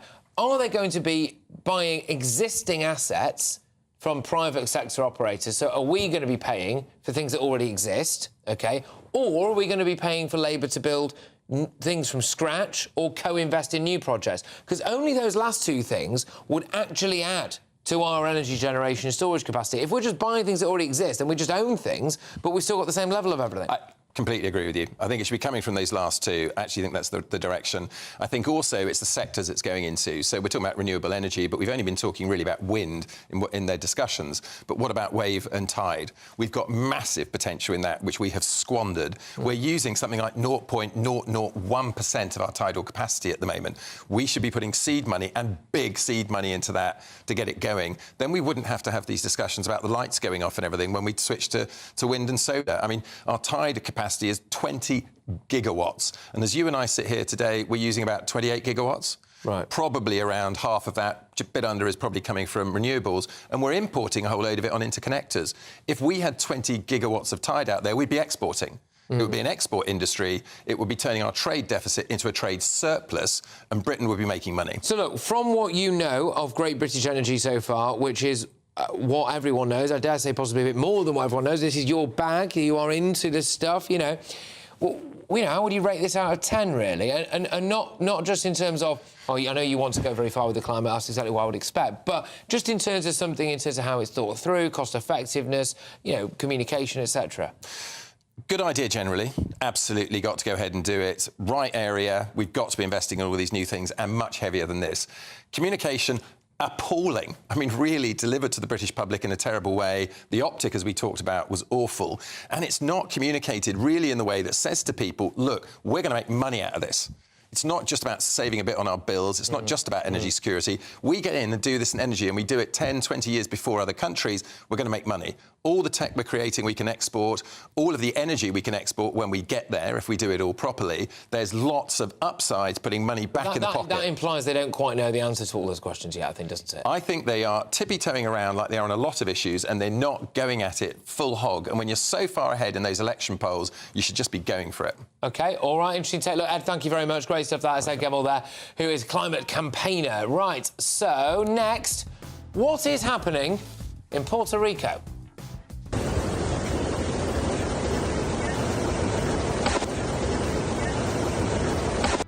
Yes, I'll tell you more about that very shortly, but I do have tomorrow's newspaper front pages. They are flying in thick and fast, and my panel of absolute news hounds waiting for you. And we will have more on our exclusive poll, which, if you're just joining us, I'll just show you it all again a little bit later on. It does predict Tory Armageddon on July the 4th. It will be their worst result since at least 1900, with 18 current cabinet members off. That's Patrick Christys tonight on GB News. Hello, very good evening to you. Here's your latest GB News weather update brought to you by the Met Office. There will be a bit of rain around at times this weekend and also some cloud, but for many, a decent amount of fine, dry and sunny weather because of an area of high pressure that's building in from the west. Any rain that we saw today across the southeast, that's now clearing away, so a dry picture here. However, we are going to see some cloud pushing its way in from the east across eastern parts of England as we go through the night. Further north, some spots of rain across parts of Scotland, perhaps Northern Ireland too, but most places staying dry. Some clear skies, especially towards the west, under which temperatures will just about dip into single figures, perhaps a little bit lower than that across parts of Scotland, so a chilly start here for some. Otherwise, as we go through Saturday morning, and it is going to be quite cloudy across parts of the southeast, and we do need to watch out for a few showers, and some of these could turn heavy as we go into the afternoon. Much sunnier further west, though some cloud building as we go through the day. A few spots of rain then for parts of Northern Ireland, perhaps northern England, southern Scotland, where the cloud's thick enough, but for many it is going to be a dry picture, and there will be some sunshine for some. Not all of us. Some of us will be stuck under a bit of cloud, particularly across parts of northern England, the far south of Scotland. Here the cloud is likely to linger through a big chunk of the day, and we could see a few showers developing as well. Even elsewhere, 1 or 2 showers are possible, but any that do develop will be pretty light and short-lived, and most of us will avoid them. There will be a decent amount of sunshine for most of us, however, and with lighter winds than today, it should feel pleasant enough. Temperatures generally in the high teens or low 20s. Perhaps some mist and fog patches first thing on Sunday morning, and then we are going to see some cloud and some drizzly rain pushing its way in from the northwest. Some of that rain could turn a little bit heavier as we go into the afternoon. However, towards the south, across many central southern parts, it's going to be largely sunny and feeling pretty warm with that sunshine too. Some more changeable weather to come next week. Enjoy your weekend. In the GB Newsroom, we bring you the news as it happens. With our team of dedicated journalists across the UK, GB News brings you accurate reporting of the day's topical agenda. When the news breaks, wherever and whenever it's happening, We'll be there. this is GB News. The People's Channel, Britain's news channel. I'm Nana Akua. This is GB News, Britain's news channel.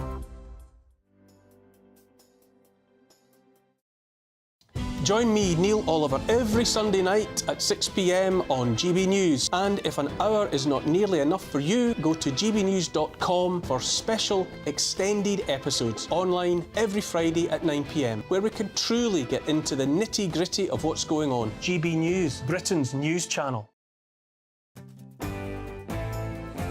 I'm Emily Carver. This is GB News, Britain's news channel.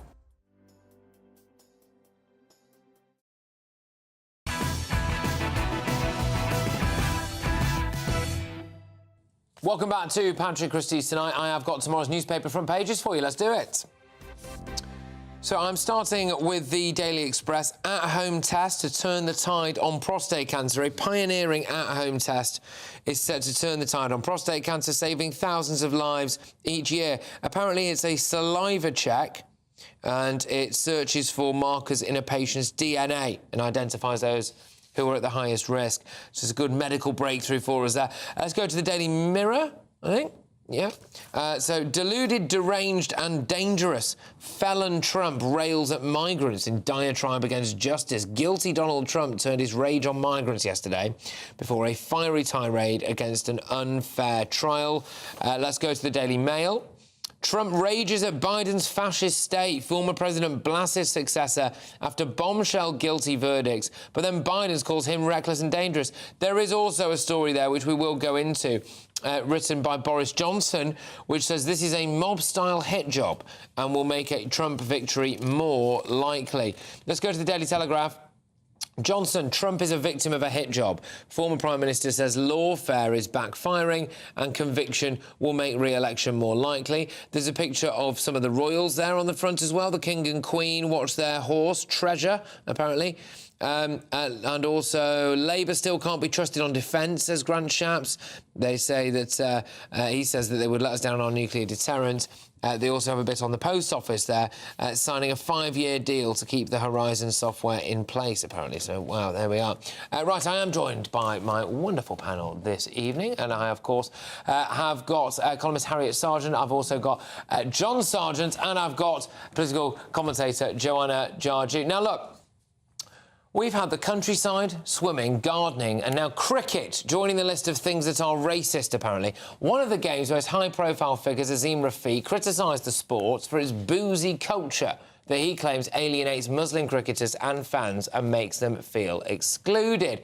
He was, of course, the individual who took a big inquiry out into Yorkshire County Cricket Club, and there were a lot of people who were really, you know, hauled over the coals on that one. But another high-profile figure who's had a pop at the sport's lack of diversity now, which I think is massively rich coming from this guy, is the ex-president of the MCC, Stephen Fry, who said the 237-year-old club is full of beetroot-coloured gentlemen and stinks of privilege and classism. Really? OK, Harry, I'll bring you in on this. I mean, there's two things to go out there. I suppose there's the aspect that cricket's booze culture turns Muslim people away from it. I would just politely suggest that as somebody who spent years and years and years playing club cricket, it didn't seem to me that there was a massive turn-off for local Muslim communities anywhere. Well, I don't. I mean, if they do feel excluded and they do feel there's something racist happening, then that should be definitely looked at, which I think it was last year. But this whole idea of drink, I mean, we are in a country that drinks. It's legal to drink. We drink. When people come to my house, a lot of people don't drink because I have Muslim friends who don't drink. I have friends who don't drink because they were former alcoholics or for health reasons. But that doesn't stop anyone else drinking. I mean, why? They seem to enjoy themselves just as much with people who are drinking. I don't understand why they can't enjoy themselves after the match with some people drinking and some people not drinking. No, I mean, look, and why everyone else has to be stopped drinking. I mean, as one for certain obvious reasons, people would expect to have very limited sympathy for that chap, to be perfectly honest with you. Just because you're not drinking doesn't mean that everybody else shouldn't drink, or they should change their behaviours for you. But John, Stephen Fry, now you know this guy apparently. And he's, we don't see each other every day. But well, no, I'm not surprised. I'm not surprised. I mean, he thinks, you know, everything's pompous and all of this stuff. Wasn't he behind trying to change the Garrett Club as well? Why does this guy get off? No, he just likes to be involved in things, and he doesn't seem to be as busy as he used to be in terms of films and productions. That's a bitchy comment. I mean, women are bitchy. No, I'm trying to be factual and factual and calm about this. No, the point. I mean, let's go back to cricket and drink. I mean, I can't imagine the two being separated. I mean, these are long games. What else are you going to do? I went to a Test match last year, and I thought, God, thank God we can get a drink. You know, because it just does go on and on while the hours pass, and you think, well, at least, you know, we can have a good drink, and that's what they do. John, you know, what do you make of this idea now that we've got this old institution in cricket, the MCC, you know, they all wear the club tie and all of this stuff, but apparently it's basically too old, pale and stale, and everyone's got a beetroot face.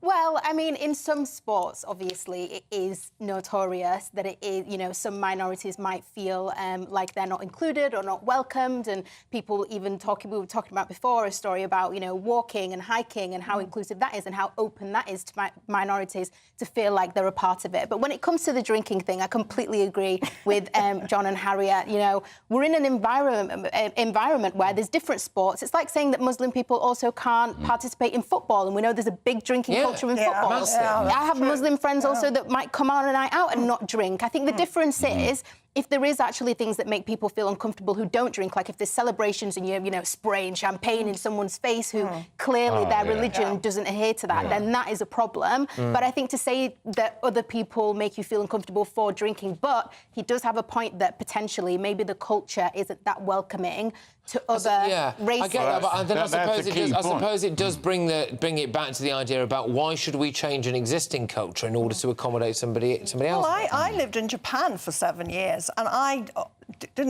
joined the sort of Japanese equivalent of cricket because I wanted to sample the Japanese culture and be part of the community. But I didn't ever expect them to change everything for me. I mean, I was the only Westerner. I didn't expect there to be a diverse group in the Japanese, and I didn't expect them to change their customs for me. So...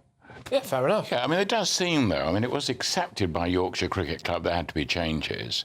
I mean, let's go back to the beginning of it. It was quite clear that the cricket clubs were too white in terms of the people who were keen on sport, who were often Muslims, and felt there wasn't enough representation. Now, there should be, and there were lots of leading figures, not Stephen Fry, but others, who just accepted that. No, but I don't understand that, because cricket is one, and I don't know anything about cricket, but I always see that there's like Pakistan cricket, like it's quite famous. And also, then that also, maybe that should show us that there's a problem then. If it's such a if it's such a popular sport in these countries, but there isn't that much participation in the UK. But there is. No, but seriously, this is the thing. There is, right? And there's loads of it. I mean, when anyone who's playing club cricket, the season has started now, will be shouting at their television screen saying this. There are entire teams. There are entire teams of people.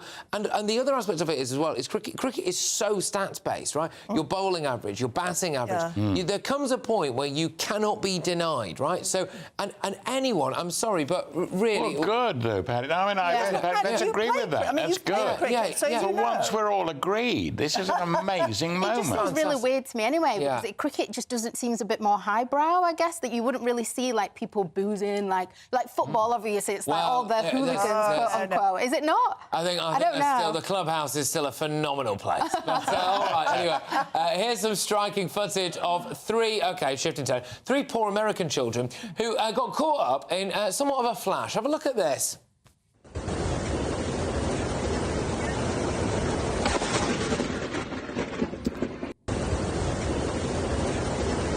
So they're on a beach, and then, of course, the lightning hits all three of them. This incident happened on Monday on a beach in Puerto Rico. One of the boys has lost feeling in his feet for now. Another is said to be in a critical condition. They are all expected to be fine, though, which is why we have played that clip. But, yeah, an astonishing thing. Certainly not something that you see every day. Coming up, is Donald Trump right to come out swinging after he was found guilty of a whopping 34 charges in his Stormy Daniels hush money trial? Find out when I crown tonight's Greatest Britain and Union Jackass. But before that, I will have more of tomorrow's front pages for you. And again, if you're just joining us, this is where we will retell you the results of that bombshell poll that, well, it's bad news for the Conservatives. It's the first mega poll that goes seat by seat for this general election so far, so stay tuned.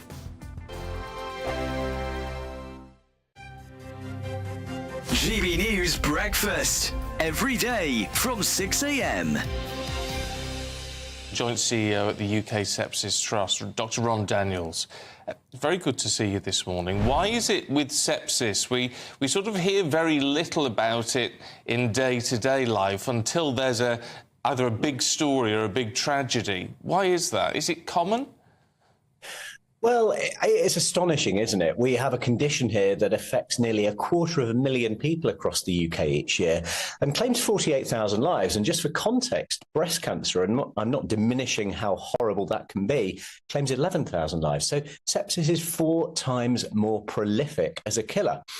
I think the reason we don't hear about it is because it doesn't really belong to any particular speciality of doctors. It touches every aspect of healthcare, and therefore there's no professional group to be championing it, which means it needs an advocacy organisation like ours. My understanding is that it's when your own immune system starts to attack the tissues, but by the time people realise that their temperature isn't just flu or something, they can often be in quite a perilous state. It arises in people of any age, people with whether or not they've got underlying illness, and it can arise as a consequence of any infection. So it presents hugely differently. So what do we do? If you're concerned something is devastatingly wrong, there are 6 key symptoms to look for, and they spell the word sepsis. S for slurred speech or confusion.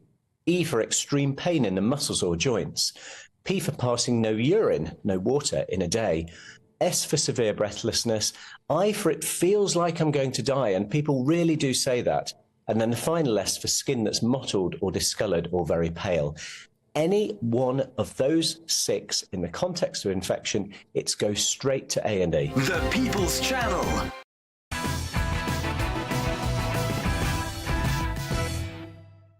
Yes, welcome back to Patrick Christys tonight. I have got some more front pages for you. Let's do it.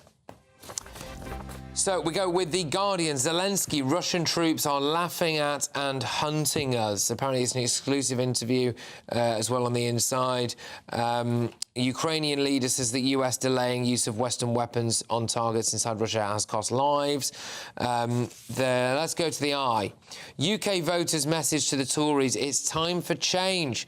Voters like Sunak's triple lock plus pledge. Sorry, Lycan, I think there might actually be a typo there on the front, but anyway, triple lock plus pledge to never tax state pension. Anyway, let's go to the Times. Starmer, I'll create wealth. Labour leader puts economy at the heart of the pitch for power as he seeks to win the centre ground. There's also the sidebar there of Israel offers Hamas a 3-step peace deal. This is what's been backed by President Joe Biden. So there's now a roadmap on the table for a peace deal. It remains to be seen, of course, doesn't it? If anything happens with that. As you all know, I am joined by my wonderful panel throughout the course of this evening. But look, now for some footage of yet another attack in Europe. So here it is.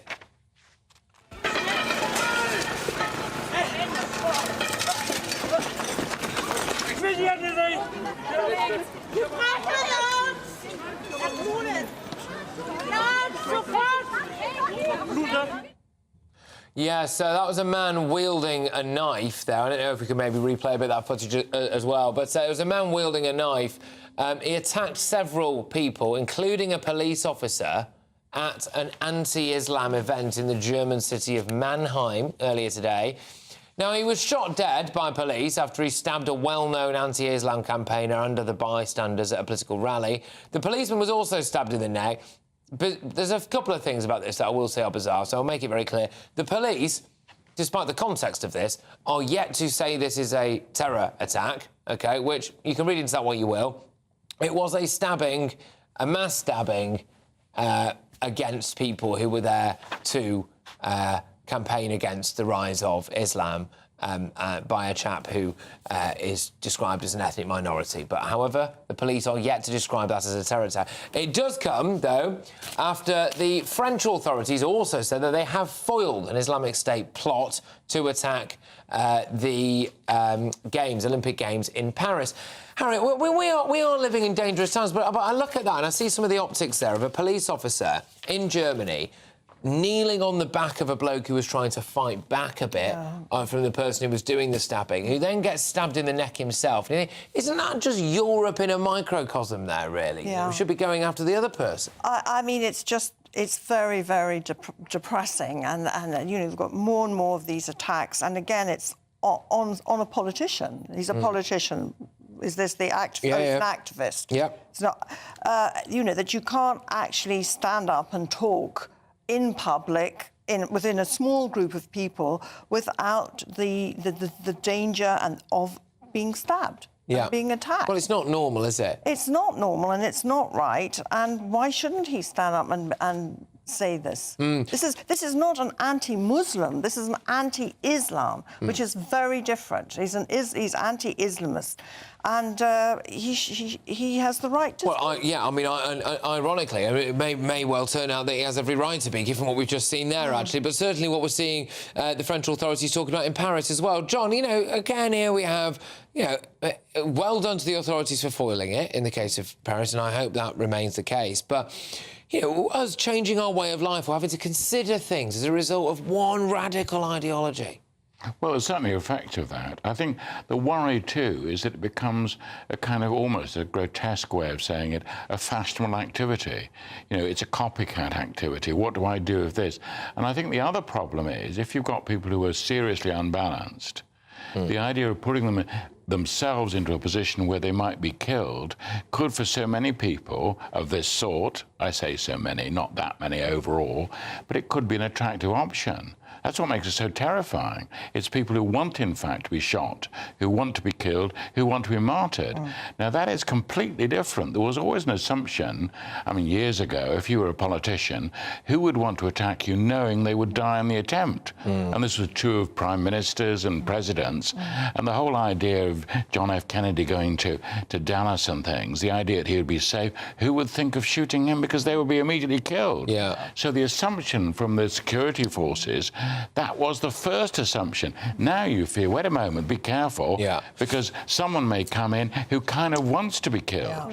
Well, that's actually an interesting point, because obviously when we look at situations like this, we automatically go to terror, which it is terror, but we also have other situations like in school shootings and things like that in the US, which is actually very similar. And you're completely right, John, in the sense that these people are not bothered about dying on the spot. Some of these shooters, for example, in America, will kill themselves on the spot before they let the police do that. So I think, you know, maybe one of the reasons why the police are holding off on calling it a terror attack is because actually in other instances where it is quite similar, there are sometimes excuses that are made saying he had a mental health problem, this person was bullied at school. So it's like we also have to kind of look at it in that way as well, in the sense that obviously much bigger terror attacks are made, and that doesn't make this any less severe. I mean, there are options. But also, you know, there's the background of it that they have to collect before. There is. I do also think that there is, you know, often quite extreme lengths that go to as a very last resort to call it Islamist terror. I mean, it does seem as though that's the last thing that they ever actually want to do because they worry about whipping up racial tensions. The irony there, of course, being that racial tensions are normally what's caused the terrorist attack in the first place. So well, exactly. And I mean, the other thing is, you know, that doesn't stop them letting so many people come into this country without any attempt to try and see what the loyalties of these people, what their background is, or anything. So we have no idea. Yep, and again, the whole point while we're having this discussion, certainly that last bit of it there, is that the police there are still yet to call that a terrorist attack. We have to wait and see if they ever do indeed do that. But it is time to reveal now today's Greatest Britain and Union Jackass. All right, I'm excited to see these. So, Harriet, who is your Greatest Britain, please? Well, my Greatest Britain is my is our postman. Your own postman? And my particular postman. Right. My postman in general and my postman, because I think they do a brilliant job. My postman has this wonderful caustic sense of humour. I actually wait for him to come so I can pop out and hear what he's thinking for the day. Fantastic. He always wears shorts, and even on the coldest winter day, he's in shorts. And he's now under threat from a certain someone. Really? Well, you're going to find out when you ask me about who my jackass is. Oh, I see. OK. Can I just ask a quick question about this? Right. Is he bald? And he always wears shorts? Because I think we might have the same postman. We've got the same postman. I think we've got the same postman. Yeah, there you go. Anyway, John, who's your Greatest Britain? And have you tried chatting to him? I have. He's great. Yeah, I love him. I think we know who's won, don't we? Anyway, right, John. This is OK. Look, this is all those marvellous veterans, those D-Day veterans. Many of them over 100, and you think, goodness me, how can they go back to the beaches and can they still be interviewed? And for this year, for some reason, we're getting better interviews than we've ever had, it seems. You know, it's a most extraordinary group of people, but one of them who was hoping to celebrate this anniversary, David Teacher, is 100, and he's died, so he's missed it by a matter of a week or so. For me, so David Teacher, my Great Britain. OK, all right, go on, Johnny. Who's your Greatest Britain, please? I don't always agree with him, but it's actually Piers Morgan for his appearance on Question Time this week. He called for another Brexit referendum and also for having a pop at Nigel Farage, calling him out, basically, for running off to America instead of standing here. I thought Nigel was supposed to be the biggest patriot of the UK. Well, there you go. I think Nigel touched a nerve with Piers by reminding him that he still has a television show and Piers Morgan no longer does, but there we go. Right, today's Greatest Britain. Unfortunately, it's not going to be the post worker because I didn't realise we had the same post worker, but it's going to be David Teacher, an inspirational D-Day veteran. Now, we have about a minute left on the show, so I'm going to ask you to rattle through if that's OK. Who is your Union Jackass, please? So that's the billionaire David Kretinsky, who plans to take over the post office, get rid of our iconic post boxes and my iconic postman. So he's my jackass. I mean, why do you even want to get rid of post boxes? I mean, people get pictures with post boxes when they come from abroad and spirit. Anyway, right, go on. Who's your Union Jackass, John? My honorary jackass, for obvious reasons, Donald Trump. Do I need to say any more? Just say Donald Trump. For people who know about this man, I think they know why he's the jackass. He's not going down without a fight, John. Go on, Joanna. Mine is Nikki Haley, so within the same camp. So she went to Israel and wrote "Finish them" on an IDF shell during her visit, which I just thought was absolutely disgusting, no matter what side of the argument you're at. And those were the shells that went straight to Rafah. OK, all right. So today's winner of the Union Jackass is Daniel Kretinsky, who apparently wants to get rid of post boxes and posties. So there we are. Have a heart. Have a heart. Look, thank you very much. It's been quite a different Friday night Patrick Christys Tonight show, I must say, but I have enjoyed it nonetheless. Thank you, thank you, thank you. And yes, I will be back on Monday from 9 p.m. Make sure you keep it GB News, but until the next time I see you, I hope you have an absolutely wonderful weekend.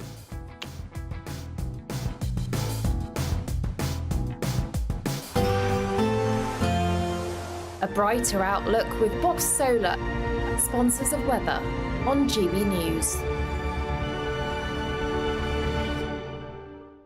Hello, very good evening to you. Here's your latest GB News weather update brought to you by the Met Office. There will be a bit of rain around at times this weekend and also some cloud, but for many, a decent amount of fine, dry and sunny weather because of an area of high pressure that's building in from the west. Any rain that we saw today across the southeast, that's now clearing away, so a dry picture here. However, we are going to see some cloud pushing its way in from the east across eastern parts of England as we go through the night. Further north, some spots of rain across parts of Scotland, perhaps Northern Ireland too, but most places staying dry. Some clear skies, especially towards the west, under which temperatures will just about dip into single figures, perhaps a little bit lower than that across parts of Scotland, so a chilly start here for some.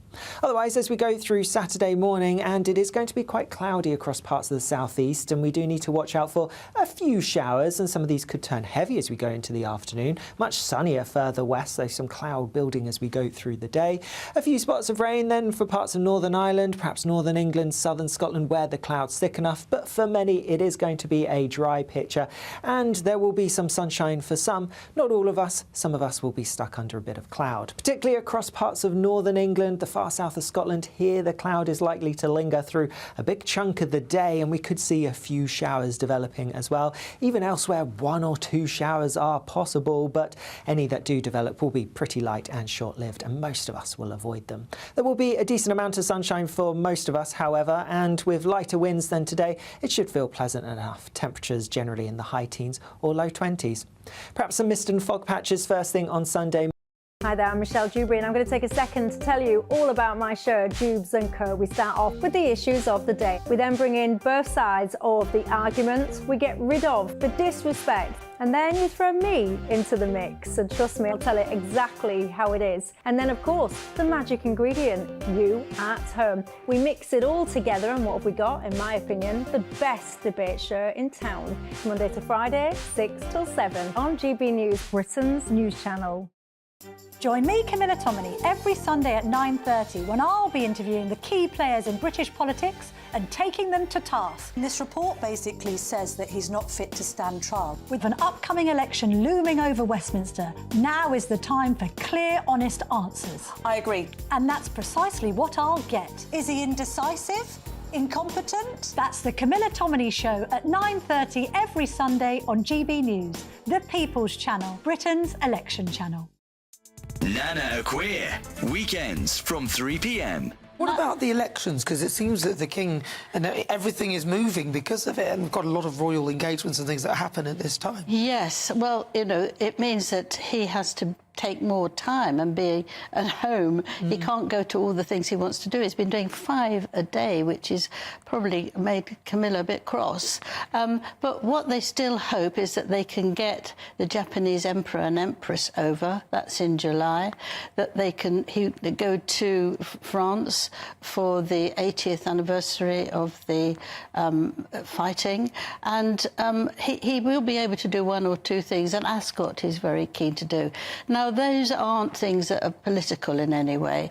Just want to talk about Harry and Charles's argument, where Harry said he didn't want to stay, he wanted to go to a hotel. And it's come out now that actually King Charles is believed that he was put into, as offered St James's, and Princess Anne stays there and Beatrice stays there. And this was for when Harry came over for his 10th yeah, anniversary exactly. And the policemen are wandering around with guns, and there's no chance of actually there being any problem there. So the fact that he said that it wasn't safe for him was not actually a very sensible thing to say, I don't think. Well, he went to Nigeria, and that is, in the world ranking, it's ranked as quite a dangerous place. Yes, one of the dangerous places in the world. But now Harry and Meghan have been invited to go to Ghana. Oh, God.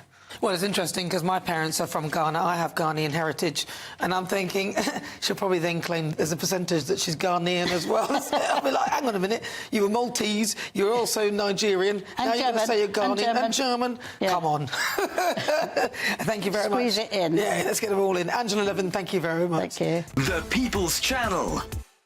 We're GB News, and we come from a proud tradition of British journalism. That's why I'm so excited to be here. It's something so new. The first news channel to be launched in Britain in over 30 years. Launched to represent the views of the British people. To go where other broadcasters refuse to go. How did you find out about the story in the first place? Launched with one aim. To be the fearless champion of Britain. It's an absolutely fantastic atmosphere here. This is GB News. The People's Channel. GB News, Britain's news channel.